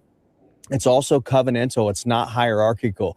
Hierarchy says submit or be removed. Sovereignty says consent or disengage. And the only way sovereigns walk together without becoming draconian is by explicit covenant, clear, voluntary, consensual agreements that actually define what we're here to do, what we will not do, how we handle conflict, how we exit without punishment, and unity in that regard. If we're doing it without covenant, it always decays into coercion, which we don't want to see. That's what the outside world is doing. That's why we're building this. We're trying to get away from this. Covenant without consent also is just soft tyranny. So I think the first rule is simple. Unity must always be opt-in. It must always be revisitable, and it always must be reversible. because if someone cannot leave without fear, without penalties or character assassination, I think sovereignty is already broken. Now, to the point of dysfunction, like Marcia was talking about, I would say, dysfunction is actually inevitable. Coercion is optional. And like you said, Sacha, every family, every organization, every community, there's miscommunication, there's emotional wounds, there's ego flare-ups, there's power struggles, uneven maturity. I think the mistake is trying to eliminate dysfunction, because that's always our trigger response. But I think if you take a different approach, don't try to eliminate the dysfunction. I think that's not really possible. You design for it. And I think that healthy sovereign systems assume that friction will happen, and they build on non-punitive pathways for resolution, which means no surprise rules, no emotional ambushes, no retroactive enforcement, no moral shaming as a control tool. We're looking at this draconian system out here that we're walking away from. They rely on fear to enforce compliance. But again, sovereign systems rely on clarity. And I think that's the difference between authority and dominance and true sovereign unity. That was beautifully stated, Ethan. Very, very beautifully stated. And I love that. And I agree that we cannot be punitive in any way, shape, or form. That belongs to an old draconian era that we're all wounded from still. We're still carrying those trauma patterns. As Marcia was saying, essentially the challenge is how do we transmute and transcend and escape from such mindfuckery, because that's what we're all looking to exit from. And the truth of the matter is that most of our responses on a day-to-day basis are mammalian responses. They're deeply embedded trauma patterns that go back even before our lifetimes, so it gets very esoteric. But that is the fact of the matter, is we are deeply wounded creatures carrying a cluster of patterns in our behaviorisms, and that naturally clashes with others. So meeting that grace point within my own nature becomes the imperative. I mean, one has to just keep coming back to that, to 0 point and still point within self, and go, there is nothing, there is no conundrum, there is no ego battle out there, there is nothing out there that I cannot resolve in one luminous instant of recognition. Marcia. Yeah, I really want to point to something you just said, because you said the grace point within your own nature. The truth is, your grace point within your own nature is neutrality, and that that we have habits of removing ourselves from our own nature by the dysfunction of the training of our society and the habits that we built, and our own, what we would call, in the face of dysfunction, our own winning formula to get through the dysfunction. Your own nature is not that dysfunction. Ultimately, that's your sovereignty. Your own nature is your sovereignty. That neutral point where you are the image and likeness. Yeah, and that's why I would say that covenantal relationships, that is the apex of a mature sovereign society, which is why Christ created a covenant. It's the new covenant in the New Testament of the Bible. It's getting rid of the old sacrificial system, the old hardline rules. It's based on grace. Sacha, you mentioned that grace point. And so I think that a real, true, successful sovereign community is always going to have to ask the question, is this person violating the covenant, or are they simply making me uncomfortable? Discomfort is not grounds for punishment, but violation of agreed terms is. This goes back to consent with sovereignty. And if you blur that line, you slide into that draconian control mechanism. Okay, so then, of course, the question becomes, how simple can we make that algorithm, that covenant? How simple can we distill it into the most perfect sensibility and orientation toward individuated grace point? I, up until this point, have maintained only one living principle. I wouldn't call it a rule or a law, but I've been asked 1,001 times since the NewEarth project began. So what are the rules and regulations that govern this? Of course, one can write manifestos and all the rest of it, and one needs to do all of that. But to me, even the manifestos, beyond a certain point, become a kind of bullshit exercise. Because if you can't do what Blessings of Liberty is trying to do, which is to inspire right action, pure truth, embodiment, enactment, in the way you conduct self in the now, not with referring to a manual or to a manifesto, but at what point does that become your being and your doing? Doesn't need to revert to a manual or a manifesto or a rule book. So that to me is the challenge that we've got with this new earth social ecology. And I know that over the last decade, I've said, well, I refuse personally to countenance any rules or regulations. I simply won't harbor them. I'm a derelict, shock poet, reject, bohemian from sub-Saharan Africa, a former refugee, and rock and roll derelict. And I am the only thing that I want on my tombstone is #fuck the government. So how am I going to now be imposing new rules and regulations in any way, shape, or form? Well, because I am insofar as I'm capable of being, I am a kind and generous and gracious human being. I know that much about my nature. So for me, it came down to one living principle, which is obviously do no harm. But it was about, in a given community setting, if you have any problem with another individual, you go and attend to that in the private. You simply go and sit in the private with that individual. But you never allow gossip, or the flickering of shadows, or the fomenting of consensus and opinion against. You don't do that ever, because that's the old way, is to try to galvanize consensus and then to hijack the individual with an overpowered consensus and crush the dissent. But that's a draconian measure. If you can't go and sit and qualify that issue with the individual, in honor and in full integrity, and you need to do that on the day before the following day's sunrise. This to me is the living principle. So I've always said that's my only golden principle. It's not a law, but it's a golden principle. And frankly, if you don't adhere to it, you are in violation of truth and honor. So I've still, no matter how many times I say that, it still doesn't eventuate. I still don't see it. I still have to phone Marcia up 2 or 3 times a week and say, and I'm not trying to get consensus with Marcia. I'm trying to act as a presiding elder with my core trustee. I'm trying to come to an understanding. How do we solve these problems? So I'm not trying to raise consensus. We have to confer with one another in a given system, and that's not the same thing.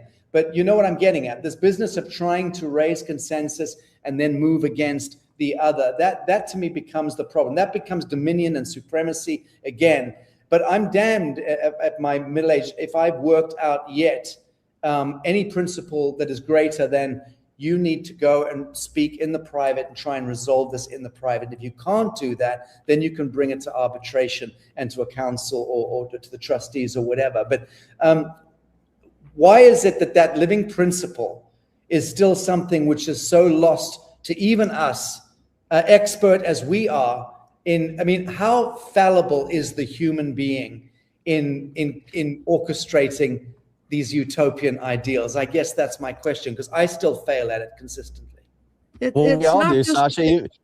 Go ahead. Paul said that which I know, which is right, which I should do, I do not. And that which I know I should not do, I still do. And he wrote half the New Testament. And that's another strength of coming together with our dysfunctionality, with our trained thinking.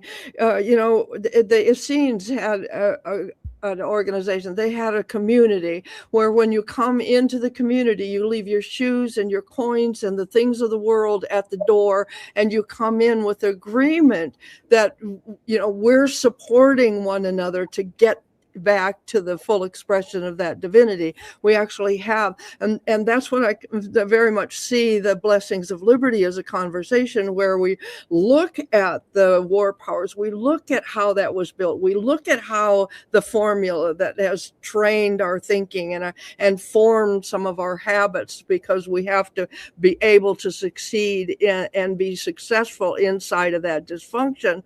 That when we come into the society and we look at the blessings of liberty and we look at that war powers and we see the tool, the statement of truth, the affidavit, where you've gone deeply and you found your truth and you've written it in a way that cannot be rebutted. It's your truth. It's your statement of truth. Then that statement of truth taken into the world must be seen.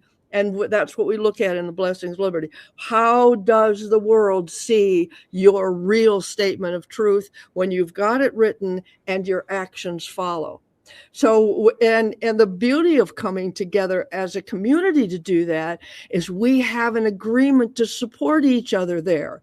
We are those humans. We are trained into these habits. But if I can say, Sacha, you look at this habit of consensus, let's return to the commitment, then we move forward with greater velocity. And we've given our permission to point that out to each other, to raise each other as we're on our way through the dysfunction.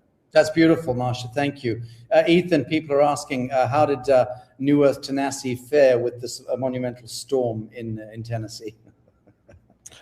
I'm sorry, say that one more time. I don't know if it's my Starlink, but it was kind of breaking up a little bit. It's probably the storm. And people are asking, how did NewEarth Tennessee survive the storm in Middle America last week? Well, actually, Nashville got it much worse than we did here in the Appalachian Mountains for Tennessee. And I have, my main office still in Nashville with Sarona and my director of operations there. Luckily, she was in one of the small pocket of communities that did not lose power. And she finally ventured out today. She had to get new tires. Actually, I think the weather did a number on what was left of her tires. She needed new tires anyway. But when she was driving to go get new tires, there were just trees down everywhere. Ice was crashing through the woods. It sounded like dinosaurs in Jurassic Park were going. I mean, there's still people actually downtown that still to this day right now do not have power. And they're asking, what do we do to get power? Apparently, some people were calling FEMA to see if they could get help. Federal government has not authorized any help for it. But here on the actual land, the NewEarth Tennessee land, we didn't get it so bad. I mean, it's been brutally cold. We got a few inches of snow. We got some ice, but other than that, we're faring well here. Okay, well, delighted to hear it. When I was sent those photographs of the flooding of the land. Yeah, the river flooded all to hell. I mean, it was bad. It came almost all the way up to the bridge, the bottom of the bridge. Okay. So was our ceremonial ground underwater? No, it wasn't. It just kind of went around it. So that was nice. Yeah. Right. That's terrific.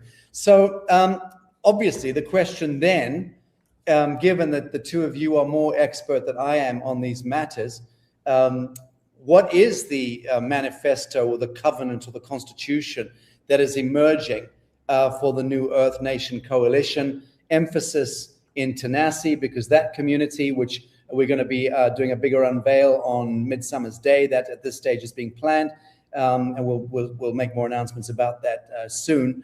But what is the covenant, manifesto, constitution, so to speak? I'm going to let the two of you riff on that for a few moments so you can both take the mic. I'll just exit and listen from the sidelines on that.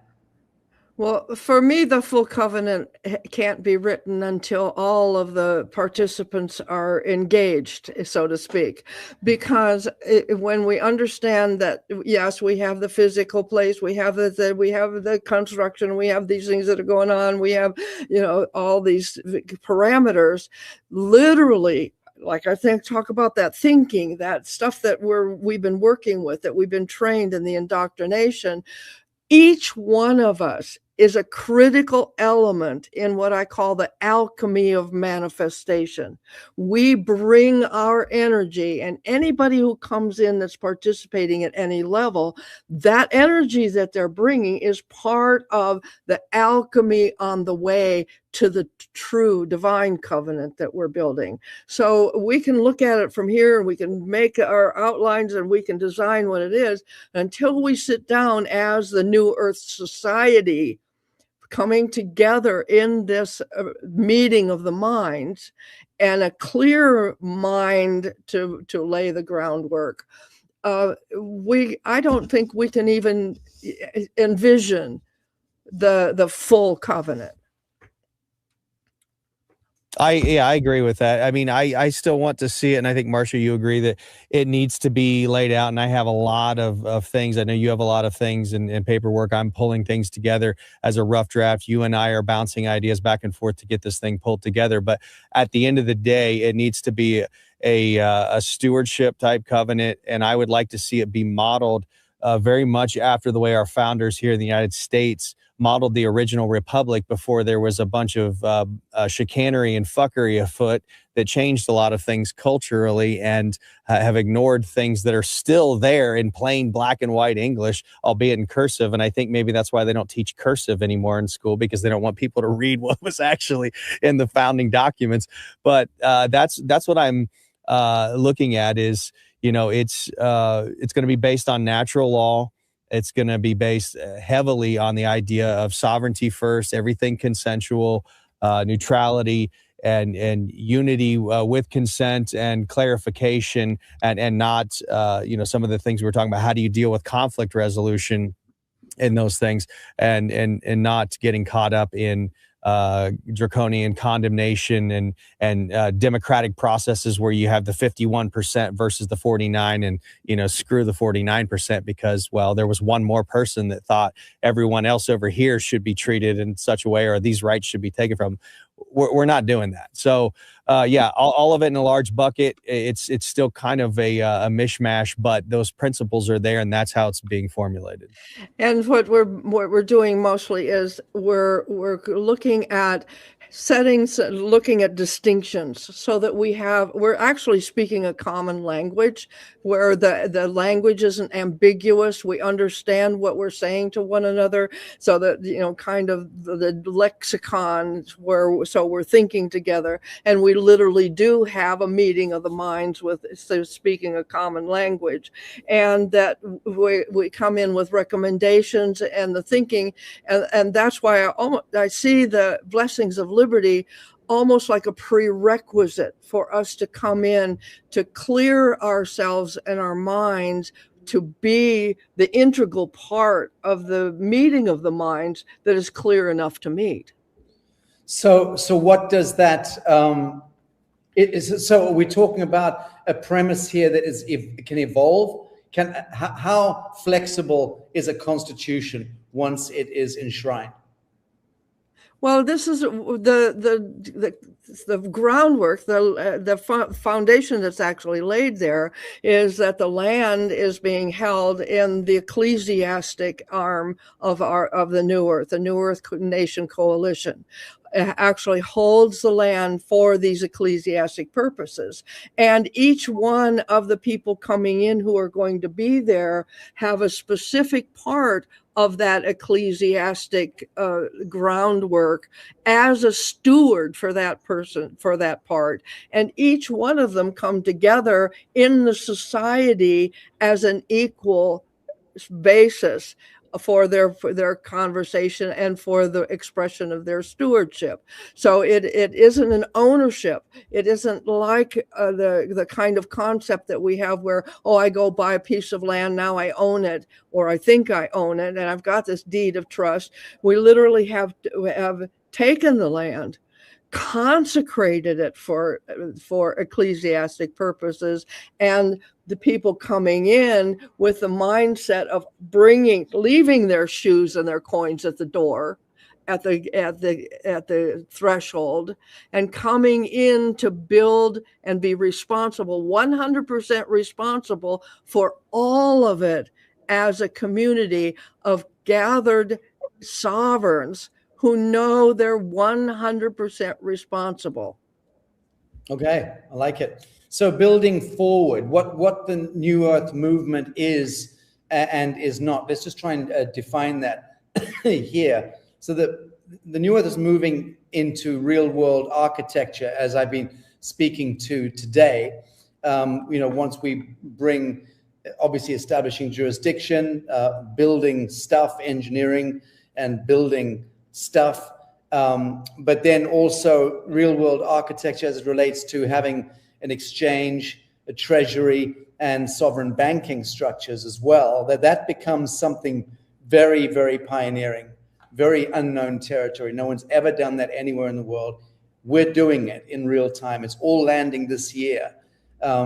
People out there are looking to me and to you guys, and of course our team of cryptographers and economists and financial experts and what have you. We're all part of a much bigger team.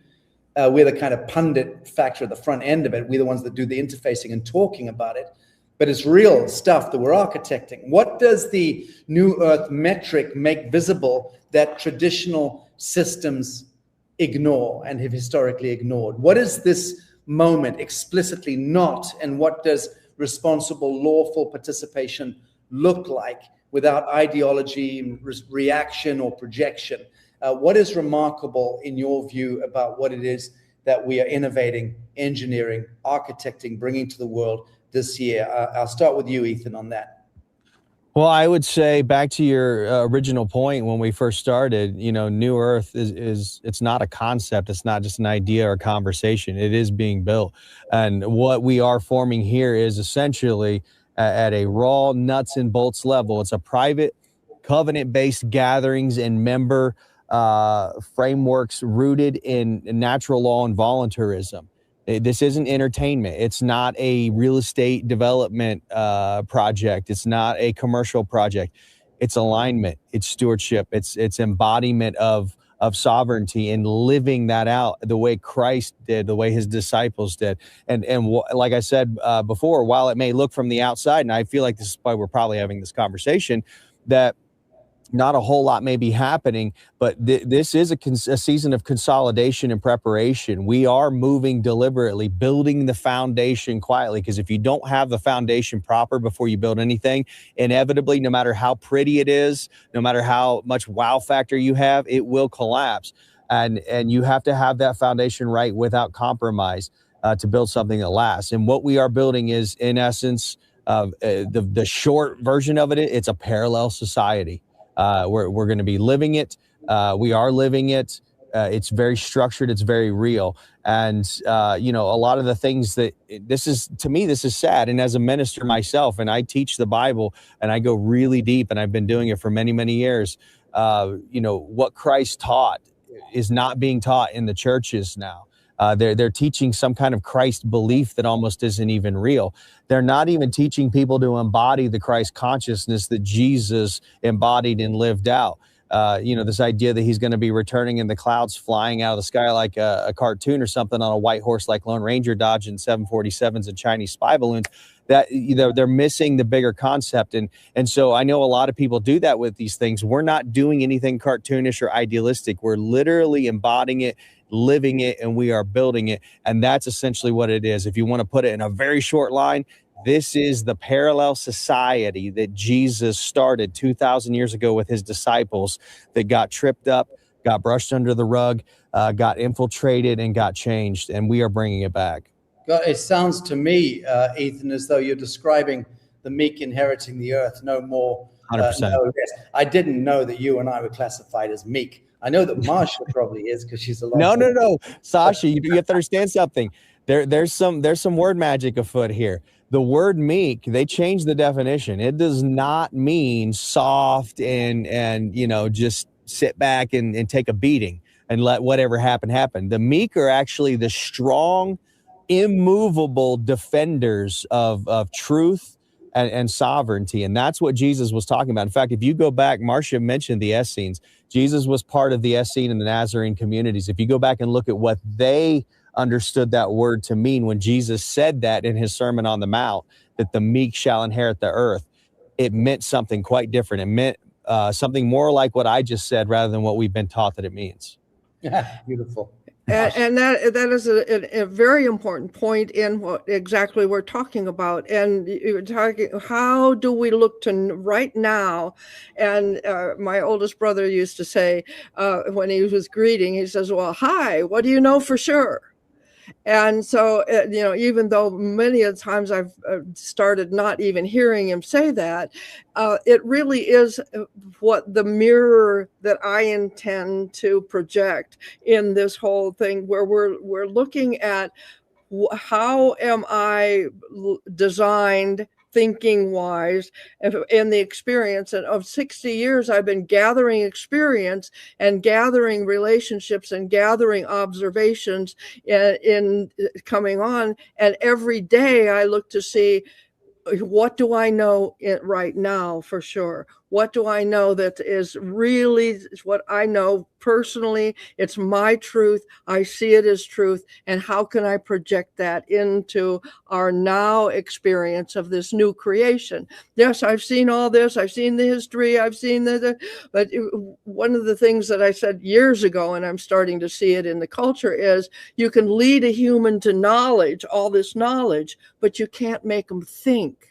So a thinking person, a person capable of critical thinking, is that person who is capable of projecting the sovereignty that we're really coming forward with. It's an old design, an internal design coming forward into our new manifestation. Yes, wonderful, wonderful, wonderful. So let's we're going to be winding down in the next few minutes. I just wanted to refer to some questions from the audience. One question here: who turned anarchy into evil?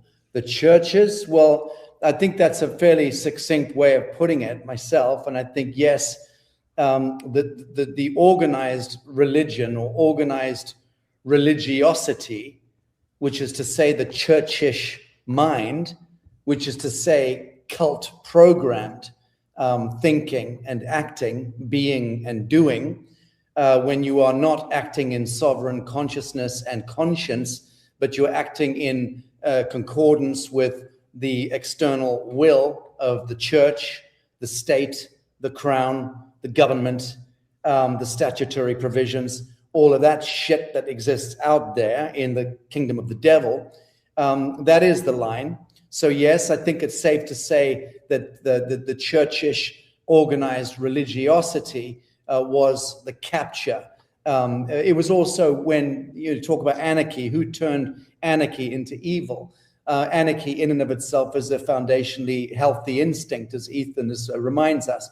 But when you're burning witches at the stake because they are seeing common sense and espousing common sense in the local village hamlet, that becomes the onset of the diabolical. That becomes evil incarnate. And yes, you can categorically, archaeohistorically, turn your blunderbuster at the church, hopefully pull the trigger and blow its fucking face off, because the churchish religious constructs are indeed the very kingdom of the devil. But that Vatican monstrosity then became, through the Jesuitical enclaves, the weaponization of the Christic faith. And that's the distinction here. So the Christian faith, the Christic faith, couldn't be more pure, couldn't be more perfect in its genesis. And as Ethan also alluded, and Marcia as well, the Essenes and the Cathars just go back to that's the real genesis. You got to look at the Essenes versus the Pharisees if you want to understand Cain and Abel, if you want to understand good and evil, if you want to understand the great paradox that we've been living through. But yes, the organized religion and churchish mind is indeed where anarchy or good, free roaming human beings were demonized and turned into the enemy of the state. Or the Sacha, can I add one thing to that? A lot of people don't realize this, but the word church never appears one time in the Bible. If you go back to the original Hebrew in the Old Testament and the original Greek in the New Testament, the word church does not exist. In the Old Testament, you have synagogues and temples, and in the New Testament, you have the same thing, but you also have the Greek word ecclesia. And that is the word that they mostly falsely translated, I might add intentionally, into the English word church. Because in ecclesia, they couldn't deal with that. Ecclesia, if you look this up in Greek history, it was a lawful assembly of sovereigns. It was a civic body, not a religious one. And I would like to posit the idea that actually this is exactly what we are doing, is bringing back the original ecclesia and walking away from the draconian church structure. Very good. Marcia.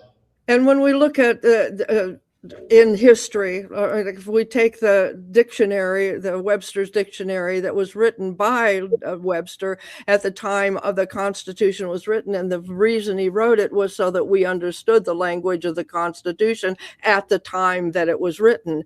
Those words and phrases have changed and changed and changed over time. If you look at Black's Law Dictionary, you got the first, the fifth, the sixth, the seventh, and all of those definitions change. I gathered history books because I wanted to know what was going on. And I've taken one concept, I was going to write a whole book about it. We take one concept of history and you look at the history books along each one of them, the way that it's being taught and what the results of that one concept are changed and altered through the education system. So that government mind control has been a stealthy encroachment on our own sovereignty. Lovely, lovely. Well, let's, I'll just refer to a second. I've got a couple more questions here.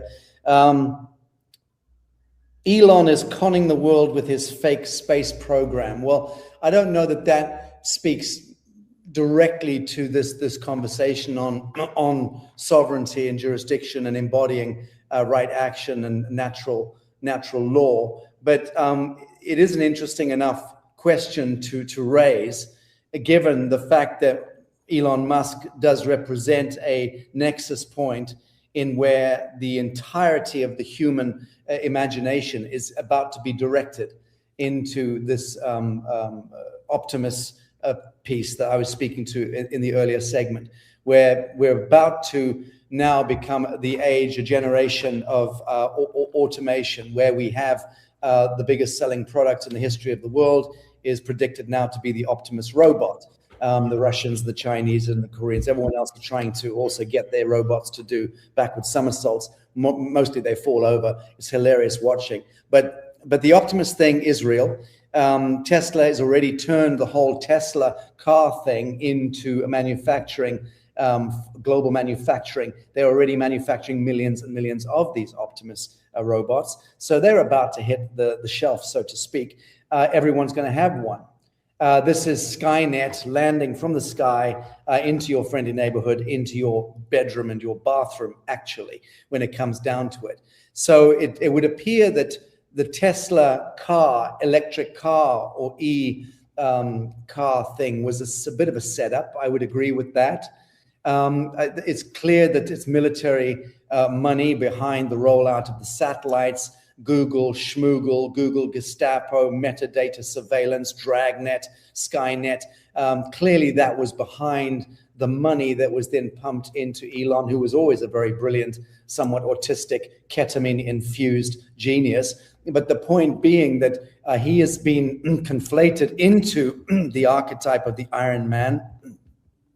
I've not met him. I don't know him. I've got a number of mutual friends. I know people who've known him for 30 years and been close to him. I'm fascinated by him from the armchair perspective. I don't have a particular ambition to emulate that kind of grandiosity in this world. It scares me a bit. But I do also know the owners of the money behind him, which is a story that the world is not aware of. I also know the owners of the money behind Bitcoin. That's a hell of a story, which when I'm allowed to speak about it, I will speak to it. But I've known that stuff for many, many, many years. So long before Elon Musk became a thing, became a meme, became an orchestration, a kind of agent, a Vatican icon. And I don't mean that in a negative way, but he is a conflated archetype. Be clear about that. And now that we're seeing his $1 trillion infrastructure around the world, which all manifested very quickly over the last few short years. Unbelievable logistics, SpaceX, Neuralink, Hyperloop, all of this stuff, now pivoting into mass manufacturing these robots that everyone is going to have, ghosting them or shadowing them in life. That to me speaks to an agenda. That to me categorically speaks to an agenda, and it is the bifurcation point of the living from the dead. Like I said at the beginning of the Lazarus Symposium today, it's a distinction between the end of the Saturnian satanic age into the Luciferic age, which is still a false light age. So it's a choice. We can move into that false light. We can allow ourselves to become indentured into the mark of the beast, which could be the Optimus creature next to us, every bit as much as it was apocryphally written up as being the 666 tattooed on our fucking penis. Like, I don't know how that stuff plays out, but I do know that the mark of the beast is actually your permission granted to become indentured into the false light. That's what the beast is. That's what 666 is. That's the mark of the beast, is you making a determination to grant permission to anything that moves against your conscience. So I'm going to leave that as my final comment on that. And God bless and God love Elon Musk and everything that he's doing. Again, same thing with Donald Trump, same thing with all of these icons that I find are foundationally benign, but what's behind them, nested in the basement, that becomes another subject matter altogether, which we're not going to speak to today. Someone else is saying, go, Sacha, go. Been saying the same thing for decades. Yes, thank you. I'm glad at least one human being has been out there as long as I have, listening to my warbling. It's nice to know that I'm not entirely alone. I say that because this week I also reflected on the fact that there is not a single soul left standing with me in this temple that I started the journey with. And there were hundreds of them in 2013, hundreds and hundreds of them.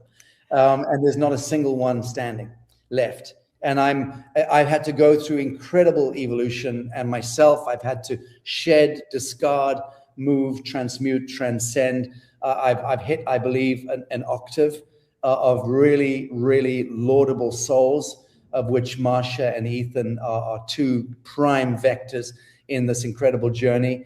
Their life's work coherently landing like God's geometry perfectly into my life's work. And there are a number of others as well in our team whose life's work also nests in to become this beautiful movement. So thank you for that kind comment, Laurie.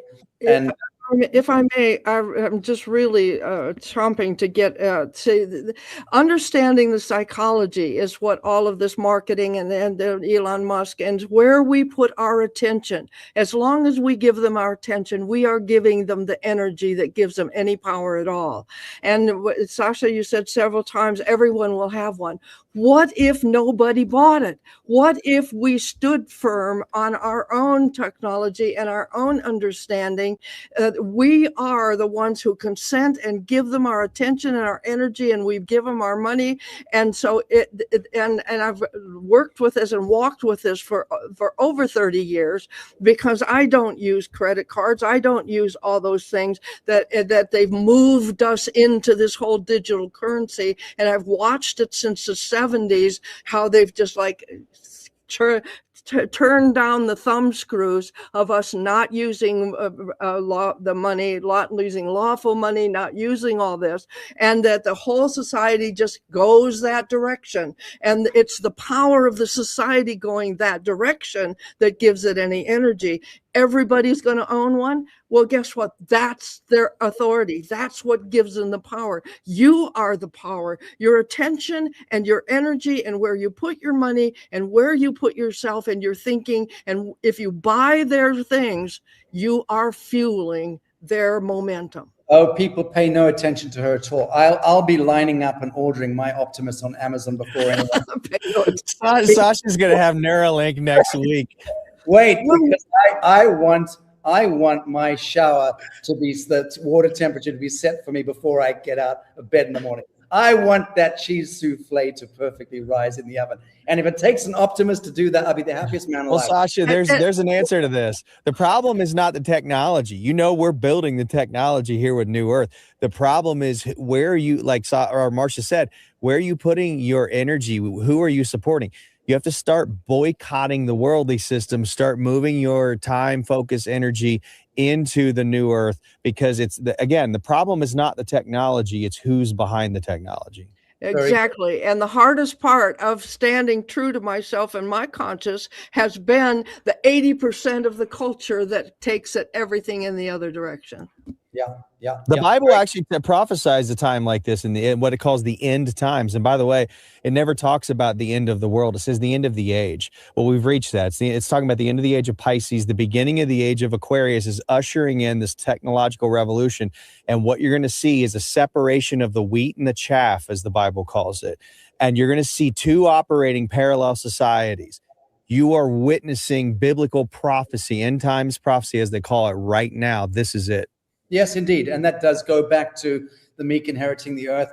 I've always laid claim to the fact that I represent the meek. We represent the meek. We are the meek. Thank you for the correction on the etymology of the word meek. I'm really interested to hear that piece, Ethan. I happen to know, and I've been saying for the last at least 3 or 4 years, that by meek inheriting the earth, my interpretation of the word meek is he or she who is as bold as a lion. He or she who can walk as Daniel into the lion's den and walk through the valley. Well, notice Daniel was neutral. Yes, right. Indivisible, exactly. And what ended up happening because of his strength, his meekness, his neutrality, the lions didn't touch him. And the men who were his accusers, who were part of the legal system of Babylon, they were then fed to the lions, and the lions they created ate them. Right. Well, either way, the lions got fed. And that, I think we all agree, is a very, very good. Very important. So we don't want any starving pussycats. Exactly. Turning to the audience. Past the hour already. I've got Christy, producer, in the back room, probably shuffling her papers round about now. But I'm going to go to one last question. Hey, boss, what do you make of the orb phenomena, particularly the ones in the sky? Well, a slight breakaway from the conversation that we've just been having on sovereignty and jurisdiction. Or is it a breakaway? It's all interconnected. The geometry of God is absolutely coherent. So the conversation actually warrants speaking to. The orb phenomenon is a hyperdimensional interfacing with the third density temporal plane. So anyone who has any understanding of hyperdimensional physics or physics beyond the Newtonian soup understands that we have a convergence taking place, and the shift in the geometry of light that is taking place in this realm at this time, at this end of time, the shift in the geometry of light is what we are witnessing. Now, that is also what is, when you speak about the grace of God, when you speak about revelation, when you speak about the end of the age, the apocalypse, and moving in through redemption towards salvation. That's the geometry of what we're biologically and geophysically living through. So the lights in the sky, the hyperdimensional, interdimensional, subdimensional objectification that we're going to be able to witness now, that we were not able to witness for a long period of time. In the ancient world, we did see UFOs, we did see the Vimana, we did see these things. Very old texts speak to it. Ancient manuscripts, ancient cuneiform tablets, ancient petroglyphs speak to the truth of the old age. We were interfacing with the unicorn phenomenon. We were interfacing with the elven and the fairy and all the rest of it. We lost our innocence. We lost our innocence, and we were dialed out of those hyperdimensional planes of existence and reduced and diminished into only being able to observe through the diminished visible spectrum of light, 3 to 4% arguably at best of the full spectrum of light. Now, as the geometry of light is shifting, both immanent, internal, which is by the grace of God, the revelation that is occurring, the true second coming, which is emerging through the activation of our fractal DNA as it connects to the hyperspheres. Each of us are going through that shift point. We're either going to have the courage to move into that revelation inwardly, or we're going to start numbing ourselves with substances and alcohol and addictions, and we're going to miss the fucking boat. And that is a travesty. That is a calamity. We must be sober in what is coming. I was warning everyone around me, especially those that I love, step away. Midsummer last year, Tanasi, when we did what we did in that consecration proclamation event, that was a line in the sand. That was the line in the sand that said, none shall pass.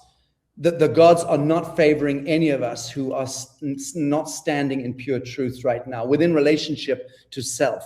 So that is the distinction. I'm not a teacher, but I'll pick up a goddamn stick and I'll preach this one from the rooftops right now, because there is no more time left. We have not got any time left. It is now about you in the now and pure form, true form, return to relationship with self, absolute sobriety in your relationship with self. It is integral to how you become the meek, how you become the emancipated child of God, the son or the daughter of God Most High. Friends, I'm going to leave the conversation at that, other than to say the objects out there, the UFOs out there, the extraterrestrial elements that are coming, much of which is going to be psyop, much of which is going to be orchestrated, some of which will be organic in its own way. None of that matters. The immanent flame and the emergence of the true second coming within you and your relationship to the Christic flame, the Sophic wisdom flame, that, my friends, is where you belong, fully actualized in the geometry of the living moment. Marcia, Ethan, thank you both so very much for joining us on Lazarus today. Thanks for having me. Okay, Christy, you can take us away. Friends, I'm going to bid you farewell myself, and I will be running the screen, going into the kitchen and cooking, because it's what I do in Mexico. I cook 3 times a day. So blessings and thank you for your kind attention.